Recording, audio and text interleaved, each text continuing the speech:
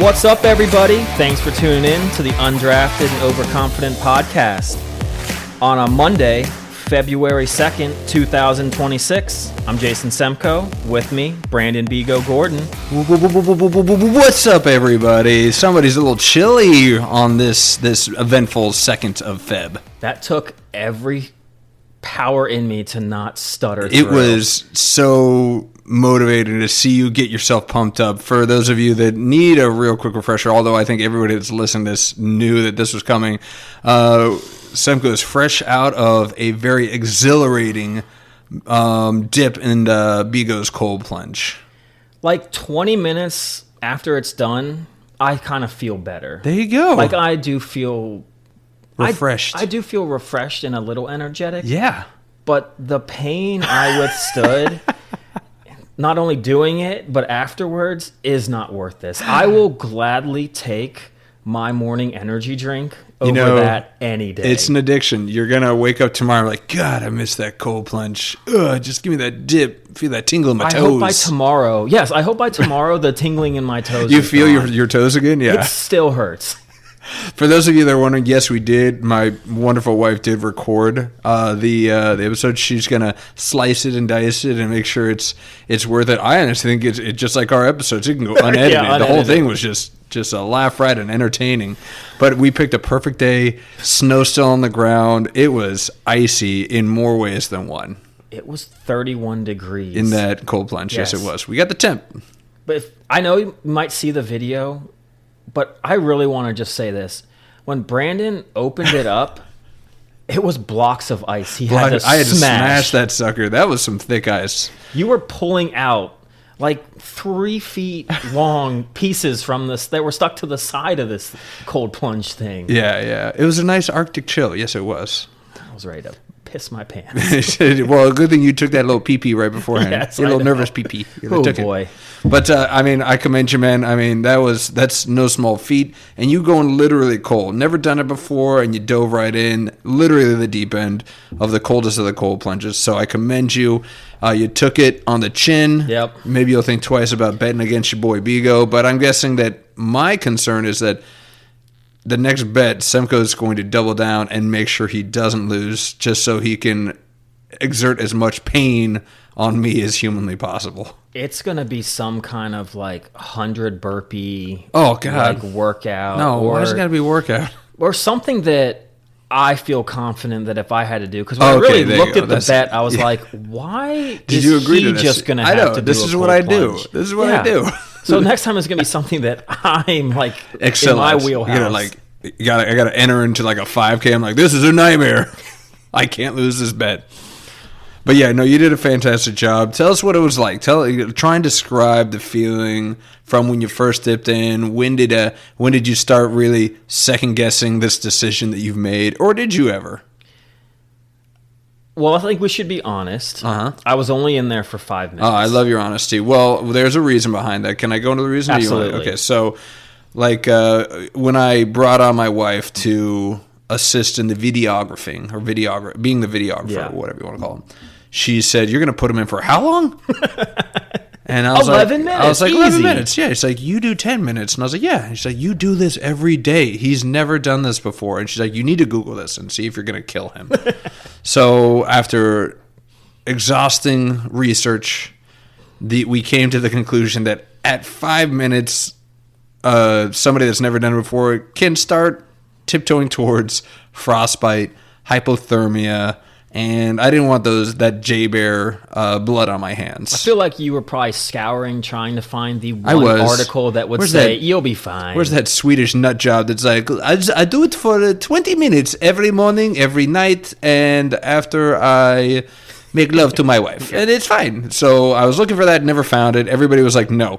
Even for the advanced, at 30 degrees, advanced, you know what you're doing, 5 minutes. So now I'm concerned. I'm probably going to kill myself continuing to go the path I'm going. Please be careful. But yes, so we did cut it to 5. I think anybody that wants to say, oh, man, Semko, I bring it on. Come on over. Yeah, it ain't easy. I'll put it on 30, right where Semko was, and let's see how long you last. I mean, like I said, he was literally breaking ice. I jumped in a lake. Yeah.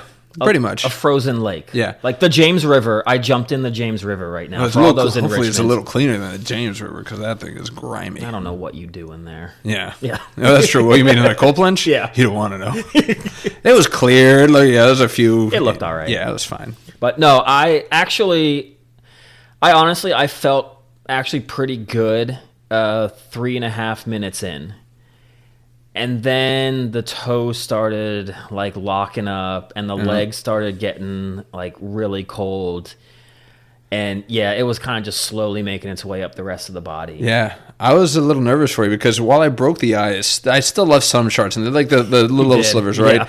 And Semko like put himself in right at nipple level. And I was like, if that ice gets moving and it's like a slice of that nip, I was like, what's going to cut glass? His nip or that ice? I don't know. It's going to be a battle of the hardest, sharpest, coldest pieces there.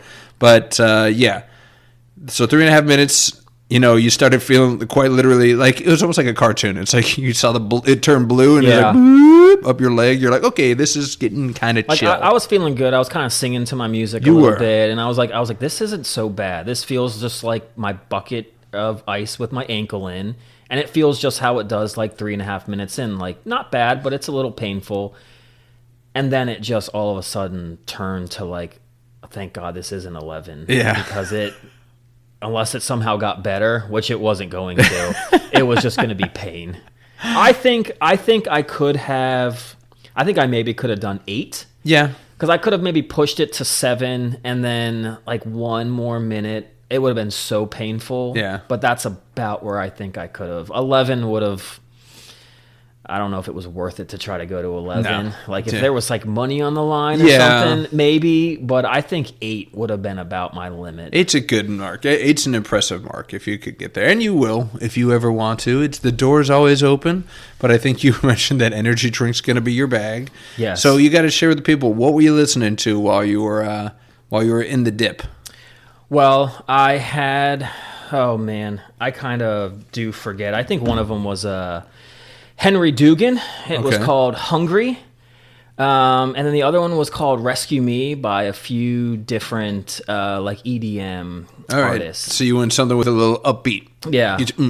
But I kind of had the one Hungry song. It kind of is like perfect for the moment. Like, you know, you're built for this. You can do this. Oh, so it's all pumping you up. Yeah, just like before a match. It's actually like a preacher that is like doing a sermon or something that the guy takes it from. All right. But he's just kind of like, you can do whatever you put your mind to. There you go. And Positive. I was just sitting in there. Oh, no. Mindsets. The other song was DJ Snake and Major Lazer. Oh, Major Lazer. That was a good one.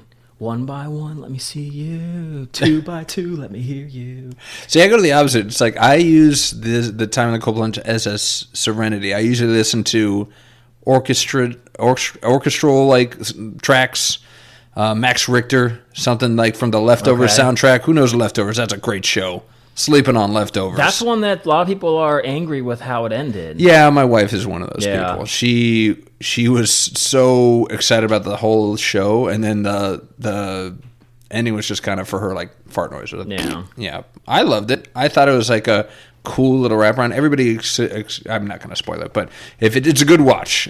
Jimbo knows all about it. If I had to guess, I'd say maybe it's on Semko's radar. Not Semko's radar, Seabear's radar. I'm not sure if he's watched it, though, or not. But yeah. So you listen to some pump-up music. I was thinking that perhaps going that route of like a slower song, because typically when you're doing things, like if I'm going on a long run, sometimes wanting to keep the heart rate down, you're able to go longer. I was like, I think I need the heart rate up to get the blood moving. So, like, whatever's going to fire you up. Yeah. You know, whatever's going to get you through. Because it was a sprint, right? You're going 5 minutes. It was a sprint. You didn't need to have to go for a marathon or anything like that. All right. Thank you, sweetheart. The missus just airdropped us the video. Nice. We won't play it here. Maybe we'll put it on our internal group's WhatsApp. I do actually have. We are on YouTube. We're on YouTube? We are. Ooh. Well, we can just listen to the podcast. That's all you need. But we can put the video. I think we have to now. So our first video on our YouTube page. Yeah. Wow. We're gonna get some massive views. Yes, we are. Because people love pain. Yeah. This is probably gonna. I can't wait if someone like picks it up and is like, "Look at this." Dumb. Yeah. He's like, let's go. Yeah. Let's go. I was like, what are they doing? Yeah. Well, was it on a scale of 1 to 10? The pain on physical activity, was it up there with some of the worst, or have you had worse? I definitely, when I got out and was standing by, thank you for having like your fire going. Yes, I did have my fire going to warm me and up. you and your lovely wife got me some warm blankets. Yes, that was very nice of you all. But it definitely reminded me exactly of, and things kind of come full circle, but I'm 99% sure that I played a icebreaker tournament right at the soccer fields right by the house I live in now. Really? Yes, like everything really looks so much similar to when we played there. But obviously being an icebreaker, it was like coming out of winter into spring. Yes. It was so cold. And it was like, I remember we actually won. We won the tournament. Nice. And I remember our coach, he wanted to give like a speech afterwards. And the other team is like, hell no. And like, but he's like, no, let me talk. And he gave like a 1-minute speech, but we're all like, we got to get in the freaking car. And it's like blasting the heat and like putting my feet and hands up against like the heaters in the front seat. And it seemed like it took a half hour for everything to finally like de-thaw. That was awful. Thank God we won. Yes. I actually played goalie a few times in that tournament. Goalie? What a waste of speed. What are you doing in goal? I actually played varsity high school goalie. What? For a game. What? Yes. Was it just a goof? You're like, let me see what this is all about. No. Unfortunately, it was like an injury to our starter, and then our backup was academically ineligible, and then the JV goalie was academically ineligible. And it was one of those where like the grades you were just the emergency came out. Quarterback. So they had me, I was a sophomore, and the 2 juniors that made the team. Our coach was like, you guys choose. Seniors, because there was like 10 of them or 12. It's like, you guys choose, because I don't know what the hell to do. And so I volunteered and the other 2 did, and then they just took shots on us, and I guess I saved the most. Hey. But yeah, pitched a 2-0 shutout, man. Look at you. Damn right. Yeah, that was your opportunity. Forget about all the others. You should have stayed goalie. You could have been the Tim Howard of our generation. Man, I did so well. They were passing back to me. I was distributing. Made a couple point-blank saves. Point blank. Yeah. Very nice. Add that to the slideshow. Yeah, slideshow. So, it made me start thinking about it because I knew you were like, this is going to be the most painful thing I've ever done. And maybe per second, it was the most painful thing you did because it was only 5 minutes long. That game was probably an hour and a half, 2 hours. So, per second, that was probably the most painful thing you've ever done. When you asked me, it was like, well, what painful physical is? Me, just so many broken bones. It's all the injuries. Just getting up and starting your day. Just crack. Oh, so it's like when I broke my arm snowboarding and I had to literally get bobsledded down. Not bobsledded. Jet ski down. Not jet ski. What am I talking about? Snowmobile. Snowmobile down. Jet ski. Jet ski. And my humerus, I remember it was humerus because it wasn't very humorous, was broken and I didn't know this at the time. So I get all the way down to the bottom of the hill. And, of course, this was the last run. The first day of our snowboarding trip, Austin Magruder was there. Kurt Emery was there. Whoa. Yeah. Kurt Emery's getting an early shout-out on this episode. Record. But long, embarrassing snowmobile down the hill. It's like, oh, look at that guy. Can't handle this board. Get all the way down there. Get to the ambulance. It's an hour drive to the nearest hospital. That's gotta be a miserable sub-freeze, and it's in the boonies, the bumpy, gravelly roads in West Virginia. The ambulance techs or the EMTs, they give me, and they're like, we can't give you anything for the pain because it's so cold. We're afraid you're going to pass out, so we can't give you anything for the pain. So you're just going to have to hang on tight. So I was like, all right, great. So let's just get me in the gurney. Let's get going. And I was holding my arm almost like in a 90-degree angle because I was like, guys, this is the only position where my arm doesn't freaking hurt. So please hold it while I brace myself as I sit down on this shaky gurney that you obviously didn't lock in. So I'm grabbing at the gurney. They're holding my arm, and the guy goes, oh, no, the gurney's not locked in. He lets go of my arm to go lock it. My arm swings down, and I swear the bone started pushing out. Just blood-curdling scream. That's a pain that I'll never forget. Oh, my God. I was like, and so then they're like, oh, right, sorry. And I was like, and then what was insult to injury is that when they first got me down and they were cutting the sleeve out because they had to see what the damage was, they thought this was like the comedy half hour.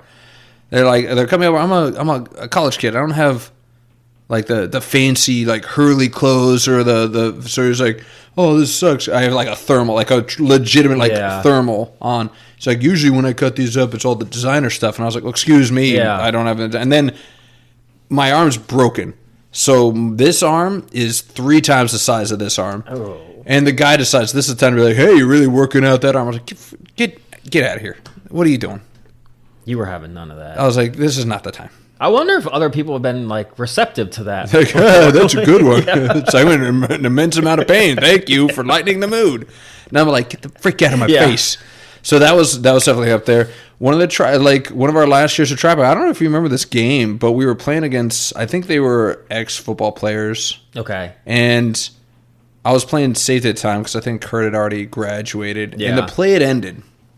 And I was just like, there was this one guy this was his Super Bowl. This guy's on the team. You've even seen these guys and like the intramural stuff where they treat like this is their apex. This is the top of the mountain for them.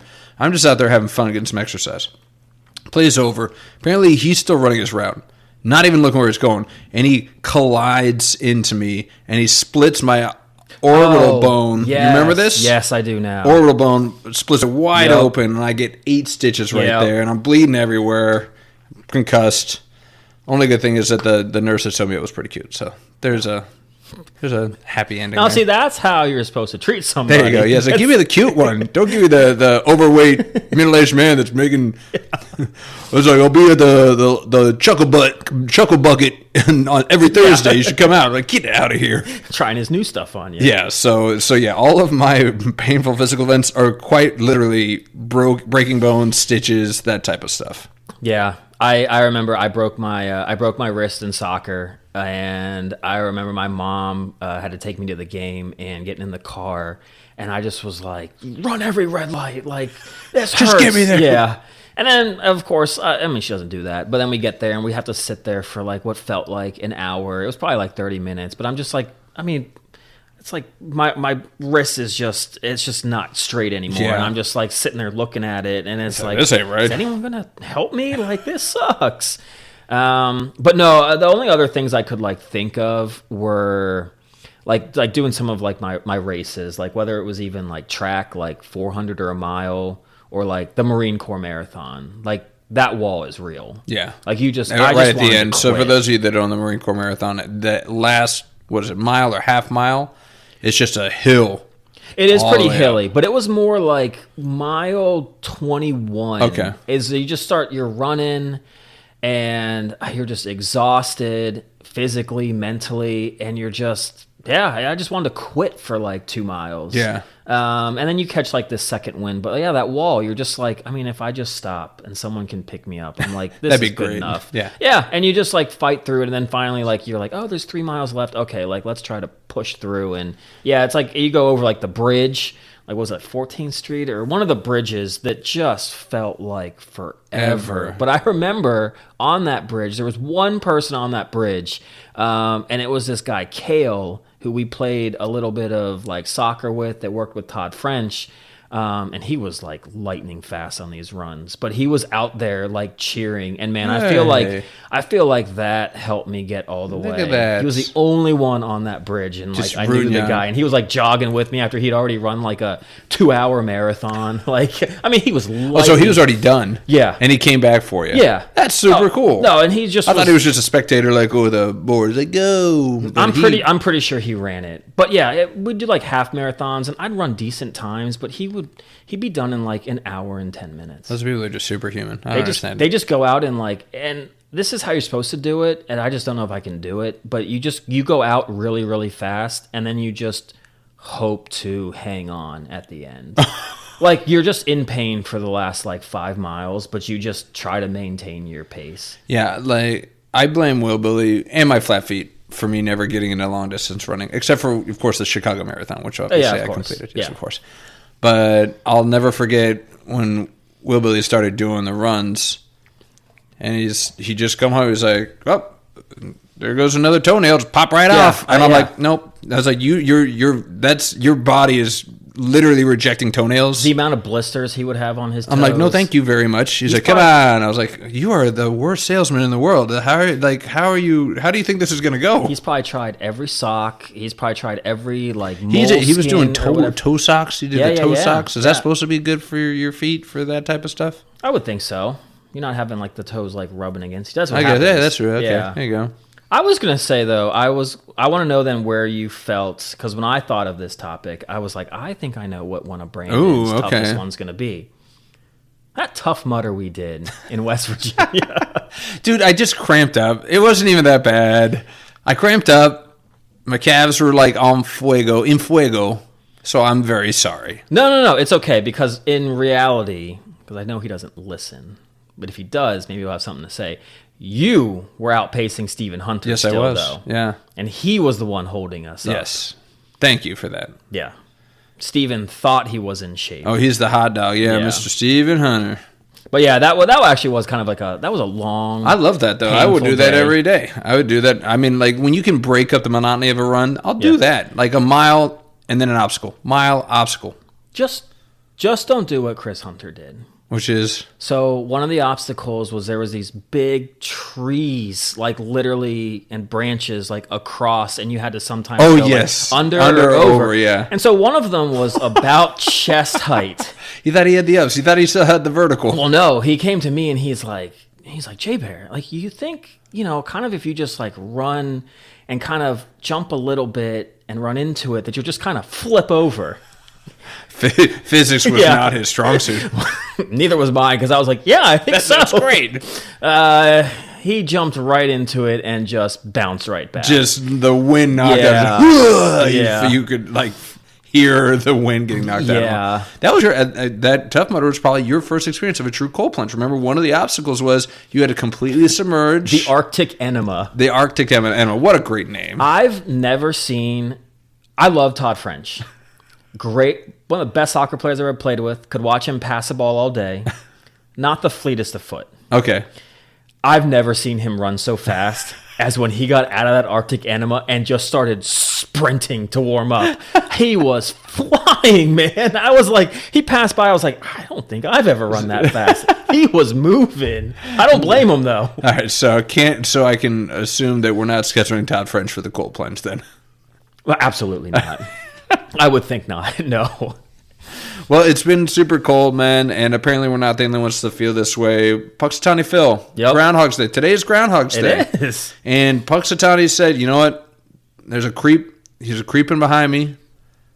I see you watching, and someone watching. It was his shadow. 6 more weeks of winter. I'm not surprised the way it looks outside right now. Oh my God, I can't get this freaking frozen snow off of my yard. It's weird. You see my front yard, grass everywhere, because I'm the perfect yard with the angle of my hill and the sun. We lose our front yard snow faster than anybody else. Okay. But the backyard's covered in trees. I thought you just decided to be nice to the Amazon driver and actually... No. No, I was like, the sun will take care of this. The sun will take care of this. Nice. I was like, yeah. So, but yeah, Puxatawny Phil, Groundhog's Day, one of the greatest Bill Murray movies of all time, Groundhog's Day. Yeah. Please tell me, I don't want a repeat of last week where you upset me voraciously as well as Seabear with the Mel Brooks talk. You are familiar with Groundhog's Day. I like Groundhog's Day. Good. It's a very good movie. Yeah, it is. I love Bill Murray in it. Do you remember the lady friend that he has? I'm kind of picturing her, but no. She's got curly hair. I don't think I'm going to get it. All right. How about the cameraman? No. Really? Wait, isn't it Dan Aykroyd? No. Dan Aykroyd? No. Come on. He's got a famous face. I'll give you a hint for the girl. He's got... I mean, the guy's got kind of a boring name, so I'm not going to give you that. It's Chris Elliott. His name's Chris Elliott. He was, what's the other terrible movie that he was in? It was like The First Mate or something like that, where he was like a terrible, swashbuckling pirate or something like that. It was a bad movie, so don't ever about it. Sounds Chris like Elliott. it. But right up his alley. I thought you know Chris Elliott from the Kevin James show, King of Queens. He's done a few guest spots on that show. Wait, who is he in King of Queens? I don't know. There's like an episode where he was like in the hospital, and he asked Kevin James to hang out with him because he was like going in for surgery or something like that. But the female lead, I mean, total beauty in her day. She was also in Multiplicity. She's got a guy's first name. Oh, Chris Elliott. That's right. No, he's the guy in Schitt's Creek. Oh, yes. And he's the great guy in what Scary Movie? Oh, yeah. Give him a strong hand. Yes, I'm sorry. That should have been my lead right there. Yeah, come on. Take my strong hand. Give me the other hand. You give like the most two obscure roles and movie TV. That Groundhog's Day role put him on the map. No, but then the other one, the show, and then I don't even know if he's been in Well, King I was thinking, Queens. I know that he has absolutely been in King of Queens. And that's your sweet spot. That's why I mentioned King of Queens. But Andie MacDowell, that is the female lead. Andie MacDowell. Yes. I always struggle to get her name. Yeah. I see her in a bunch of things. But she's good. Yeah. Like I said, Multiplicity. It was a good idea for a movie. I'm kind of glad that there was like a little like movie about that. And Bill Murray does a good job. Yeah. But one thing I got to say about, and this is the real Punxsutawney, Pennsylvania. Why is the town called Gobbler's Knob? Why? Like, are you like really? Who decided to name? It's like two boys just on vacation. Let's call this place Gobbler's Knob. Yum yum yum yum yum yum yum. Gobbler's Knob, really? Look, man, I was kind of just thinking the other way that there's just like, well, there's always some mountainy area that's. I'm trying to think. There's one in West Virginia that's like it's called some kind of knob. Like there's a place in Virginia where it's like it's like a hill or almost like a mountain. So I don't know. Maybe guy was a turkey fan and he's just like, I like gobblers. We'll call it Gobbler's Knob. Gobbler's Knob. They're up on the mountain. They're like, hey, look at that. Look at Semko over there. He's really going to town on that chowder. He's gobbling away at that thing. Let's call this place Gobbler's Knob. That sounds about right. I don't know how they name something. Somebody research this. Why is this place called Gobbler's Knob? My God. But yeah, I mean, what do people still take pilgrimages to like Punxsutawney to see this groundhog? Is this a thing, or is this people still coming around all over Pennsylvania? I think I would. You'd go up and see that groundhog for literally 2 seconds. If it wasn't probably okay, if it was something where there was like a fall foliage around, I'm sure there is. Then maybe, but yeah. Fall foliage. It's February 2nd. I know. I was going to say, I probably wouldn't see myself traveling there. But if I lived close by, what else is there probably to do? That's true. Yeah. It's the event of the... It gets national pub. It does. I would have to go. But man, I mean, I keep hearing about PETA just being like, stop abusing the groundhog. I was like, he's a celebrity. He probably gets fed so many freaking apples. If PETA had it their way, the humans, we'd all be dead, and the animals would just still be living here. You remember that South Park episode with PETA? That was hilarious. Do you remember this one? All right, I'm not going to go down this rabbit hole, but yeah, happy Groundhog's Day. Yeah. Are you excited about another 6 weeks of winter? Do you believe the groundhog? Do you ever really buy into this? No, not at all. I think that's just hocus pocus. That's just something that a town created as like a fun little thing, probably part of like a fair that they did, and we're just like, let's just make this a thing, and then it just like caught attention. Well, it's like the way that I imagined it when it first started, it's like there was an actual groundhog, right? And they saw him, and maybe he did see his shadow, and he's like, bah! And he like ran back inside. It's like, oh, look at his shadow, and then all of a sudden, holy crap, there's another 6 weeks of winter. Now it's a whole like they pick him up. I know, and they like he's not looking at anything. He's like looking at sea of people. He's not looking at shadow. He's just a marketing tool or something. I'd rather us have like moments like these than not, though, and just I don't know, little kitschy, like memories. Yeah, you're getting nostalgic in your old age. I definitely am. Once you hit 40, I think Nostalgia Avenue just ramps up. It's the first exit on the road of life. Right after 40, like, let's go down memory lane. Well, plus, it's also, I know we'll get to our main topic here in a second, but it's like, the kids these days, it is kind of crazy to me that they're just like, well, anything happened that before the year, like, 2000, like, what's the point? Who cares? And it's just, I don't know. Like, do you guys just literally just never want there to be any moment from any day that's ever recognized? Like, what do you really want life to look like? You just get up, sit down, rewatch like some YouTube videos, go to sleep, and then like repeat. Like, do you not just care about some cool, fun little story that like gets you talking, or is just something different? I don't know. No, I mean, like I'm right there with you. You know, it's like spice of life. Try new things. It's like go run with the Bulls, go up to Puxatawny. That ain't gonna be me, but go see Niagara Falls. Yeah, like go experience things. Don't just sit in front of your freaking TV. Do something. I don't know. Go to like a strawberry festival or something. Ooh, strawberries! Yeah. Yum yum yum. There's an apple orchard not too far away. You can go pick some apples. There's like we went to like the New River Gorge National Park in I think literally like the Tuesday, like we left on like a Sunday. That Tuesday was like their like it was like the bridge day because like the bridge is like a pretty famous thing about that whole area. But like they have you can skydive, not skydive, bungee jump off of it. Yeah, it's like you can't. That's a short skydive. Yeah, pull the cord. Yeah. But it's like their main event, and like some people might just be like, oh, what's the point? And it's just like it's a small town. It's like their thing to do, and it's like it'd be kind of cool to like experience it, and go to like not every single year, but it's nice that every town has like their once a year like thing that they do. I mean, it's not once a year, but it's like I remember when we were driving back from Roanoke from a trip, we stopped and we saw Natural Bridge. That was cool. Yeah, I'm not gonna go there every weekend, but it's cool. It's cool to see. So, yeah, it's nice to walk down memory lane. Yeah. We're also going to walk down memory lane because it is Super Bowl week, Semko.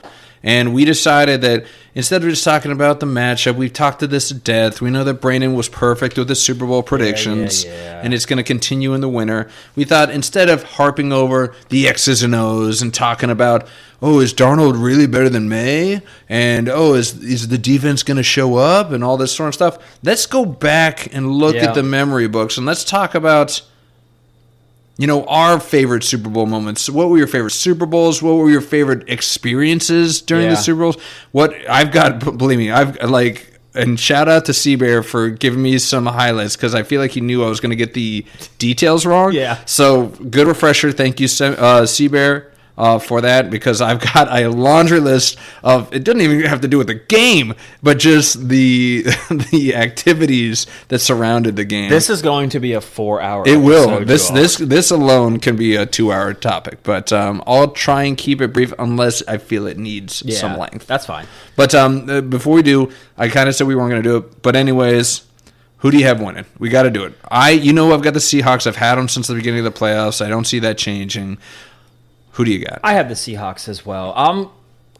Look, I don't like the Patriots. I think that's pretty well known. Even though I will at one point get into how I did kind of grow to kind of root for Brady towards the end. Really? Yeah, I'll get into that another time. But look, seriously, other than the 2000 Ravens that won the Super Bowl, there really hasn't been a schedule any easier, I feel like. And no, it's not the Patriots' fault, but one, they finished, last year they were, 2 or 4 and whatever, so they didn't play any good team in those 2 flex games because they played bad teams. They played the NFC South, they played the AFC North, they got Lamar Jackson for a half, they didn't have to play Joe Burrow, they really didn't play, other than the Bills twice, they really did not play anybody. Much competition. And quite frankly, they played a bad Chargers team. C.J. Stroud helped them out, and they got a backup quarterback in the Broncos. And truthfully, I don't think Drake May and that offense has really looked good. I know they've played some good defenses, but Seattle's is really good. Yeah. And you look at it, those last two games where you admitted, like C.J. Stroud was literally gift wrapping the ball for that defense half the time. And then you look at that Broncos game where they're playing a guy that hadn't even thrown a ball in 2+ years. A meaningful ball, yeah. Those games were still razor thin. Yes. Close games. Yes. Even though on paper, and if you looked at the stats and you told me that Stroud had 4 or 5 turnovers. They were up by 7 at the end of the first half, and then Stroud had 4 turnovers. And then, Stidham had 1 touchdown and they scored 7 points. You're like, oh, they blew them out. No, they were close games, both of those games. They were, very. So I agree with you that this team might not be all it's cracked up to be, but what a monumental shift. I feel like even 2 or 3 years ago, AFC was top dog, and it was AFC every time. It was the Chiefs, it was the Patriots, even, the Broncos with Peyton Manning. They were the strong ones, and the NFC would just seem like we're the scrappy underdogs. But now the roles are reversed, right? Eagles just mollywopped the Chiefs last year, and this looks to be fairly lopsided. I hope it isn't. I hope it's a competitive game. But yeah, I think we both have the Seahawks. I'm doing it with my brain. I think you're doing it with your brain and your heart. You don't want to see the Patriots. The only thing I will say maybe Seattle not going great, or I would have wanted them to maybe have not played both teams from their division in the playoffs. Okay. Like, I don't know, just seeing another team that you don't know of, just because you knew what those two teams were going to do. It would have maybe been nice if they got to play a team that threw something like unique the Eagles or different. And I don't know if having it's now 6 weeks since you played a different opponent than someone in your division. I'm just saying, I thought that I was like, man, they got through the playoffs by just beating their own division. But you got to play who's in front of you. Well, not only that, but again, we argued it's like that division was. It was great though. They were phenomenal teams, and they proved that. And the Niners beat the Eagles, and the Rams beat the Bears, and they beat like a Panthers team. So they beat other teams, so obviously you're kind of, if you want to play that game of, well, they beat the teams, so we would have beaten them. But I don't know. That just seems weird to me. I don't know if there's ever been a team that's made it to the Super Bowl doing that before. Playing their division rivals all the way there. Yeah, that's all they played. Yeah, that's true. Yeah. Well, that's interesting, man. I didn't even think about that. Way to die. You always got a little nugget for me, a little Semko McNugget that I just nibble on, so I appreciate that. So before we go into our personal stories and our memorable stories there, let's peel the curtain back. If you can narrow it down to a top 3, give me the top 3 Super Bowls that you remember seeing. So obviously, I don't know if you have it. I think most, though. I mean, the Patriots over the Falcons, that comeback. I just want to, I'm sorry, ill will, but I'm going to make it quick because I know it's painful. Don't talk about it. Why Kyle Shanahan and why Dan Quinn didn't tell Kyle Shanahan to give the ball to Devontae Freeman. He had 11 carries for 75 yards, a 6.8 average. You just needed to literally run the clock out. They never gave him the ball, and that was terrible. And I don't want to dwell on that game because I think is everybody's top game if you watched it because it was a 28-3 comeback. Yeah. So I don't want to actually put that in there, but I feel like it's an honorable mention. You're not counting it. It's like I think that is like a real number one, but I think everybody will have that as like their number one if you watched it and stuck with it. Yeah. How could that not be the most? The Patriots needed like 10 plays to go their way to win, and they nailed all 10. It was amazing. I mean, and Edelman had that catch that was just insane. Yeah. And it's like defensively, it's like, I mean, Julio Jones made that crazy good catch. Yeah. And then it was like an offside. Then the fumble that Matt Ryan had, I think that was like right after that or something. Yeah, it was just everything went right. But there are 3 other games in there that I don't think a lot of people, I think 2 of them a lot of people won't maybe have on there. Okay. Or maybe one maybe won't remember as well. Okay. So I'll run through my 3 real quick. Yeah, please do. Because I'm not going to take but so long. Give me a little blurb. You got to give me a little blurb. But I'm going to start with the Steelers over the Cardinals. Yeah, I knew you would. You have to. Yeah. I mean, it's your team, and it was an incredible Super Bowl. James Harrison, that touchdown. Was it 99-yard run back? Or 100. But either way, it was just he's rumbling, stumbling literally. I mean, that's not a DB we're talking about. No. He's probably pushing 280. Crazy. First of all, great play that he picked that thing off because that was a bullet that Warner threw, and he's a linebacker who mostly rushes. Yeah. So he's like a D-end. Yeah, nobody saw that. No. Nobody had that on their bingo card. No. But then it was also just Kurt Warner turning back time and when he hit Larry Fitzgerald. Larry Fitz was so incredible in that game. And Ben Roethlisberger, he's played in 3 Super Bowls. He's literally maybe played 1 good quarter. And, man, did he save it for that drive, though. And Santonio Holmes. The toe touch? Yeah, man. That was crazy. That was a great game. Huge game. I think it's always going to hold a heart in my heart because it's the Steelers. I think the last Super Bowl that they won. And it was a great game. It was. The next one I have, and I remember this, I think I even talked about it as we got off school the next day because of the weather. And I was talking about how it was a Super Bowl.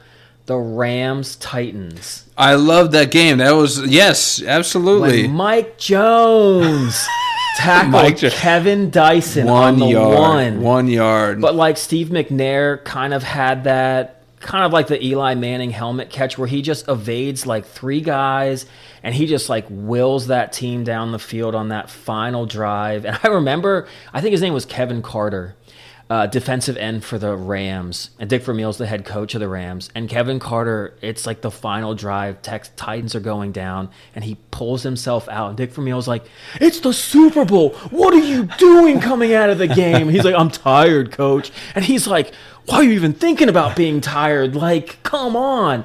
But it was just, and Kurt Warner, that greatest show on turf, like. And that was just, it got tackled on the Isaac one. Bruce, Terry Holt, Marshall Faulk. Yeah. And that game still came down. And I remember thinking that game, I was like, man, this game is just dragging along. But, man, it finished in such an epic way. Yeah, it's got one of those. And I feel like, just like the Steelers game, and I'll let you get to your last one, but I just want to kind of add a little blurb to these. But the ones you've given remind me a lot of what I'm considering is just that they had a defining moment. Yeah. The Steelers game had multiple defining moments. But that Titans-Rams 1 yard away, that would have tied the game.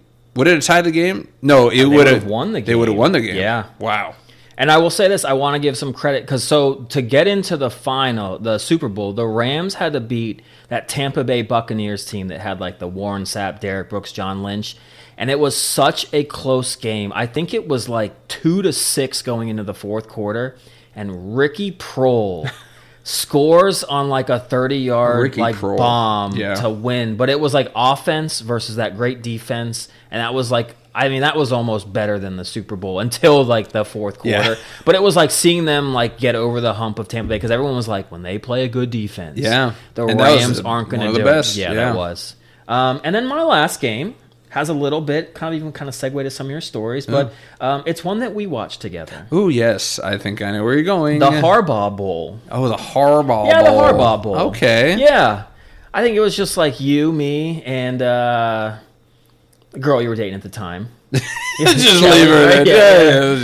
Leave it there. But no, it was actually a really good game. And the second half, we had the 30 minutes of the lights were out. Lights were out. Weird. We had Jacoby Jones running a kickoff for a second touchdown. Half. Yeah. Colin Kaepernick, like a 17-point fourth quarter deficit, had them coming back, and they had a chance to win at the end. They did. Yeah. To Crabtree, I think a couple opportunities, could have been some pass interference. Yeah. But it was a little bit of like, watched it with you, man, and that was fun. I was kind of going through some tough times, and it just kind of meant it was very memorable to me. Awesome. Watching that game with you, and it ended up being like a good bowl game, and I remember it won. It's the Harbaugh Bowl, but yes, I hate the Ravens with a passion. I was rooting for them to win that game because of how much I hate Jim Harbaugh. Like, I can never forget that game, because it's the only game I've ever rooted for the Ravens. There you go. Unless it's one of those where, like, I need the Ravens to win so that if the Steelers, like the team that the Ravens beat, the Steelers can get... Yeah, that whole thing. Like, but other than that, this was the first straight-up game where I'm like, I actually want the Ravens to win a Super Bowl. And it's like, when did I ever think this was going to happen, me rooting for the Ravens? It took a guy like Jim Harbaugh and his awful antics on the sideline. I mean, he was a character. Still is. Still is. My goodness. Cheating. I love it. Cheater. Well, yes, I know we'll get into the memories, but I got to give you my top 3, and I'll give them to you fast. There's so many to choose from, and believe me, there were a lot that you'd mentioned. The Patriots-Falcons OT game was just incredible. I mean, it's a Super Bowl in the overtime. I mean, come on. Yep. Like, the comeback...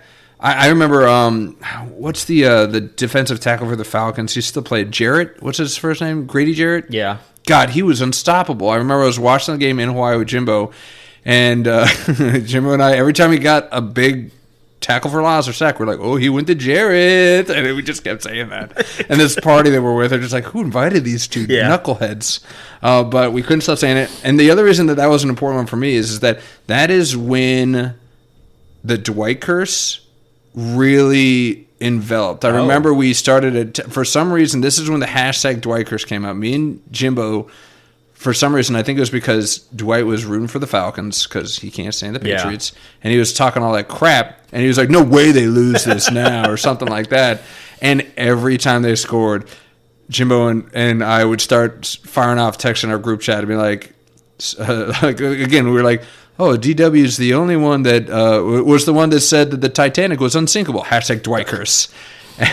and he's like, oh yeah, it's like Dwiker said it was totally safe to fly on the blimp that exploded. Hashtag Dwikers and stuff like that. Yeah, the Hindenburg. Yeah, Dwikers. So that has a personal remembrance for me. And then again, memorable moments. That Edelman catch was absolutely incredible. So I think I have to put it on my 3. Okay. And I can't do it. Like it's terrible to say, but there's a good chance that my top 3 were all going to involve the Patriots in the Super Bowl. I know. I didn't want to do that because I feel like that's going to be a lot of people's. Yeah. And so I kind of wanted to find those ones that be like, oh, yeah, I remember that. Yeah. So honorable mention was the Patriots-Seahawks game. Why are you throwing on the 1-yard line when you got Marshawn Lynch in the backfield? But that, like, Jermaine Kearse to get them down there had that crazy catch that, like, the Patriots guy deflected and he's, like, on the ground and catches it. They score that 1 touchdown right before halftime on, like, a 40-yard rope, and you're just like, wait, what? Like, that was a good game. That was a huge game. And again, it looked like finally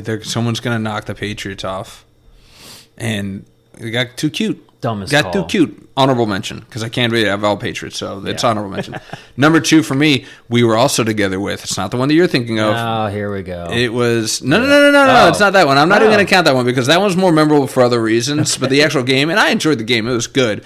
But for me, it was the David and Goliath. It was the Giants beating the Patriots, the undefeated Patriots in the Super Bowl. We were with all of our friends. The helmet catch. Yeah. Like, nobody gave anybody a chance. The Patriots were this unstoppable force all year. They were the ones that revolutionized. We're always going for it in 2. I remember this distinctly. In that season, they always went for 2 because they're like, you're never going to stop us. So we're just always going to go for 2. I mean, they're just pummeling people. Just absolutely destroying people. And the Giants with Eli Manning, that defensive line. Yes. Strahan, Tuck, Umenyiora, yeah. And I'm going to feel bad. I can't remember the 4th guy. But, man, they were all over. It's funny, Bill Belichick, not maybe the greatest coach. You got out-coached by Tom Coughlin. Yeah, Tom Coughlin. All he did was like, Tiki, you're holding the ball too loose. Just hold it up tight and you'll never fumble again. That's all he did. That was his claim to fame. I know. It's like, just tuck it up like it's a purse, like it's a loaf of bread that you don't want to lose and bring to your family. So that's number 2 for me. What an incredible game, down to the finish. Yes. And again, like, I feel like every Vegas bettor had Patriots by 2 tutties in that game. How could you not? And the Giants prevailed. Now, Todd's not going to like hearing any of this. Our buddy T.O.D.D. Yeah. And that's one of the memories that will probably go down that road. But, man, what an impactful game. That was just so incredible. But for me, the number 1, and it's more sentimental because I couldn't tell you, like, any specific plays of it, but it was the Super Bowl that got me jazzed about football, and it was 1992, and it was the Washington Redskins beating them Buffalo Bills. I remember distinctly going to my parents' friend's house. Everybody was just energetic and exuberant, and they won the Super Bowl. And that game is what got me excited about football. I was like, I need to start watching this. This is must-see TV. So from a sentimental standpoint, that will always be, until we win our next one, which could be never. Yeah, it might be a while. That'll always be my one, because it's what got me excited about football and NFL at a young age. That is probably the first game I remember. Same thing, my parents went to it was a huge party with a bunch of friends. Yep. And I mean, as a kid, we were playing most of the time. I do remember sitting there watching some of it, but you know, my dad, he really raised me to despise Washington. So like so you were on the other side. You were rooting for them Bills. I mean, kind of, yeah. I mean, or just not really caring as much because it was like, Dad, can I have a hot dog? Shut up, the game's on. You're like, okay, I love you. Shut up. Pro Steelers. Yeah. Anti Washington. Yeah. But yeah, no, that is a good one though. I wish I remembered a little bit more about that game, but I could see how that top there. Yeah, it got me excited about football. My first initiation. Okay, so now we got the big games out of the way, right? Now we can push that out of the way. Nobody wants to hear about that. Everybody wants to hear about our personal stories. Come on, that's what people want to hear about. Our most memorable stories involving our friends, watching the Super Bowl. Like, I feel like we're going to have a lot of the same. So here's what I say. Let's have you go one, and I will, if I'm included, if I'm a part of this, I will add on, and I won't repeat the story. And then we'll go back and forth like that. I'll be honest. I think I've only got like a couple that I remember. All right. Well, I wasn't there for all of them. You weren't. I mean, obviously, the Also, Green Bay Packers, Pittsburgh Steelers at Captain Pell's. Captain Pell's. Put them out of business. I mean, it was also a going away party for Chris Hunter. Yeah, supposedly. Last Super Bowl. See you, bro. All right. Enjoy North Carolina? South Carolina? I think South Carolina. Charleston. Yeah. Yes. Yeah, so it was all of all of our friends at this everybody you can think seafood place, and it was also all of like Chris Hunter's family. No, you're mixing up. Those are two different events. It? Yeah, one was like a brunch at Captain Pell's, and then one was a Super Bowl. My at memory's Captain a little Pell's. hazy. It's okay. We were probably sitting at the exact same table. I remember it almost that way. Yeah. But no, it was, we were watching the Super Bowl, and obviously I'm a huge Steelers fan and had my gear on, and so everyone was really rooting against me. Just ragging on it, because that's what friends do. It's Yeah, like we have no rooting interests. We just rag on the person that actually does. Right? Yeah. Steelers suck. And I believe it was we started making tallies of all the jokes you could make about Ben Roethlisberger, and I don't know how we can say this. We can't. But it had to do with a lot of sticky towels. You want to put it that way? Yeah, and he wasn't maybe the nicest to women. So, yeah, he had a very aloof demeanor. Yeah. About. So there were just a lot of negative comments and about Ben Roethlisberger, and it was just kind of like, I think we got up to like 50 of clever. Yeah, we're trying you guys to zing. You guys were on putting fire. Zings. Yeah. I wish I had some of that. I wish we'd written them down. I think we did, but it was on that parchment paper that they put on the crab tables, and they just shred them. We should have kept those. I know, because I was like, some of them I know we tallied them. I know we marked the tallies. I know we did that. I was like, short up, guys. And then after a while, I was like, these are really good. It's like, ooh, that was impressive. It's like, I like how you got there. Take a little story, a little short story down that route. Yeah, I love that one. I distinctly remember thinking, this is too good to be true, because I think it was like $50 a head, but it was all you could eat crab. Mm-hmm. And then the kicker where we're like, well, you're going to lose money on this, is it was all you can drink. All you can drink, all you can eat. And we're like, well, this is not going to go well for you. Nope. And we crushed so many blue crabs. If you remember this, they ran out. They ran out of blue crabs. So they're like, we only got snow crab legs. We're like, oh, geez, twist my arm. Wah, yes, I'll take some freaking snow crab legs. Because they didn't want to renege on their offer. I know. It's all you can eat. Power to them. Give me my money back. And then I can't remember how many Coronas that we just crushed on that. But yeah, needless to say, I asked Seabear about this because he's the one who told us about this. Yeah. And I was like, are we doing it again next year? He's like, they're not doing it again next year. They can't afford it. They just like, a big L. Do it. Yeah. It's like they're never doing this ever again because of us. And then, of course, one of my favorite parts, and it's one of my favorite pranks of all time. For those of you that don't know, one of our good friends, Seabear, is almost just like vomit inducing with malt vinegar. He can't stand malt vinegar. He can't sense the smell, the taste, anything. And of course, we're at a seafood place. It's everywhere. Yeah. Malt vinegar is freaking everywhere. So he's like, of course, we're there for like 3 or 4 hours. I got out of the bathroom. He had just gotten a fresh beer. And I was like, how can I make this joke last? It could have been very easy for me to just pour malt vinegar into his beer, and then I'd ruin the beer. I'm not going to ruin a beer. Shame on you. Alcohol abuse.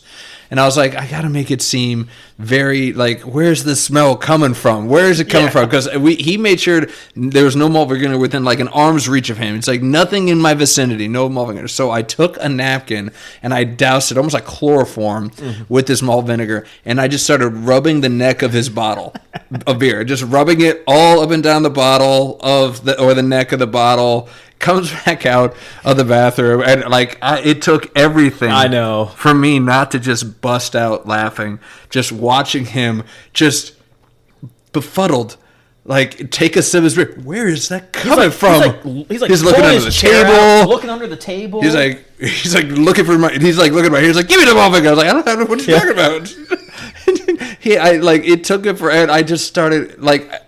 he finally found out that I did because I couldn't keep it in. Yeah, it was too and hard. I just bust out of it. Man, it was just such a great prank. And Seabear, So you were angry. he was angry, but in the end, he was a good sport about it. But man, it was so funny. Just every time he took a swig, like, God, he thought it was in his beer. I know. He's like, "Who did it?" I was like, What'd you put in my beer? And I was like, I wasn't lying. I was like, I swear to God, nobody put anything in your beer. Technically, we didn't. Put it on the outside of the bottle. You just happened to be whiffing it every time you took a swig.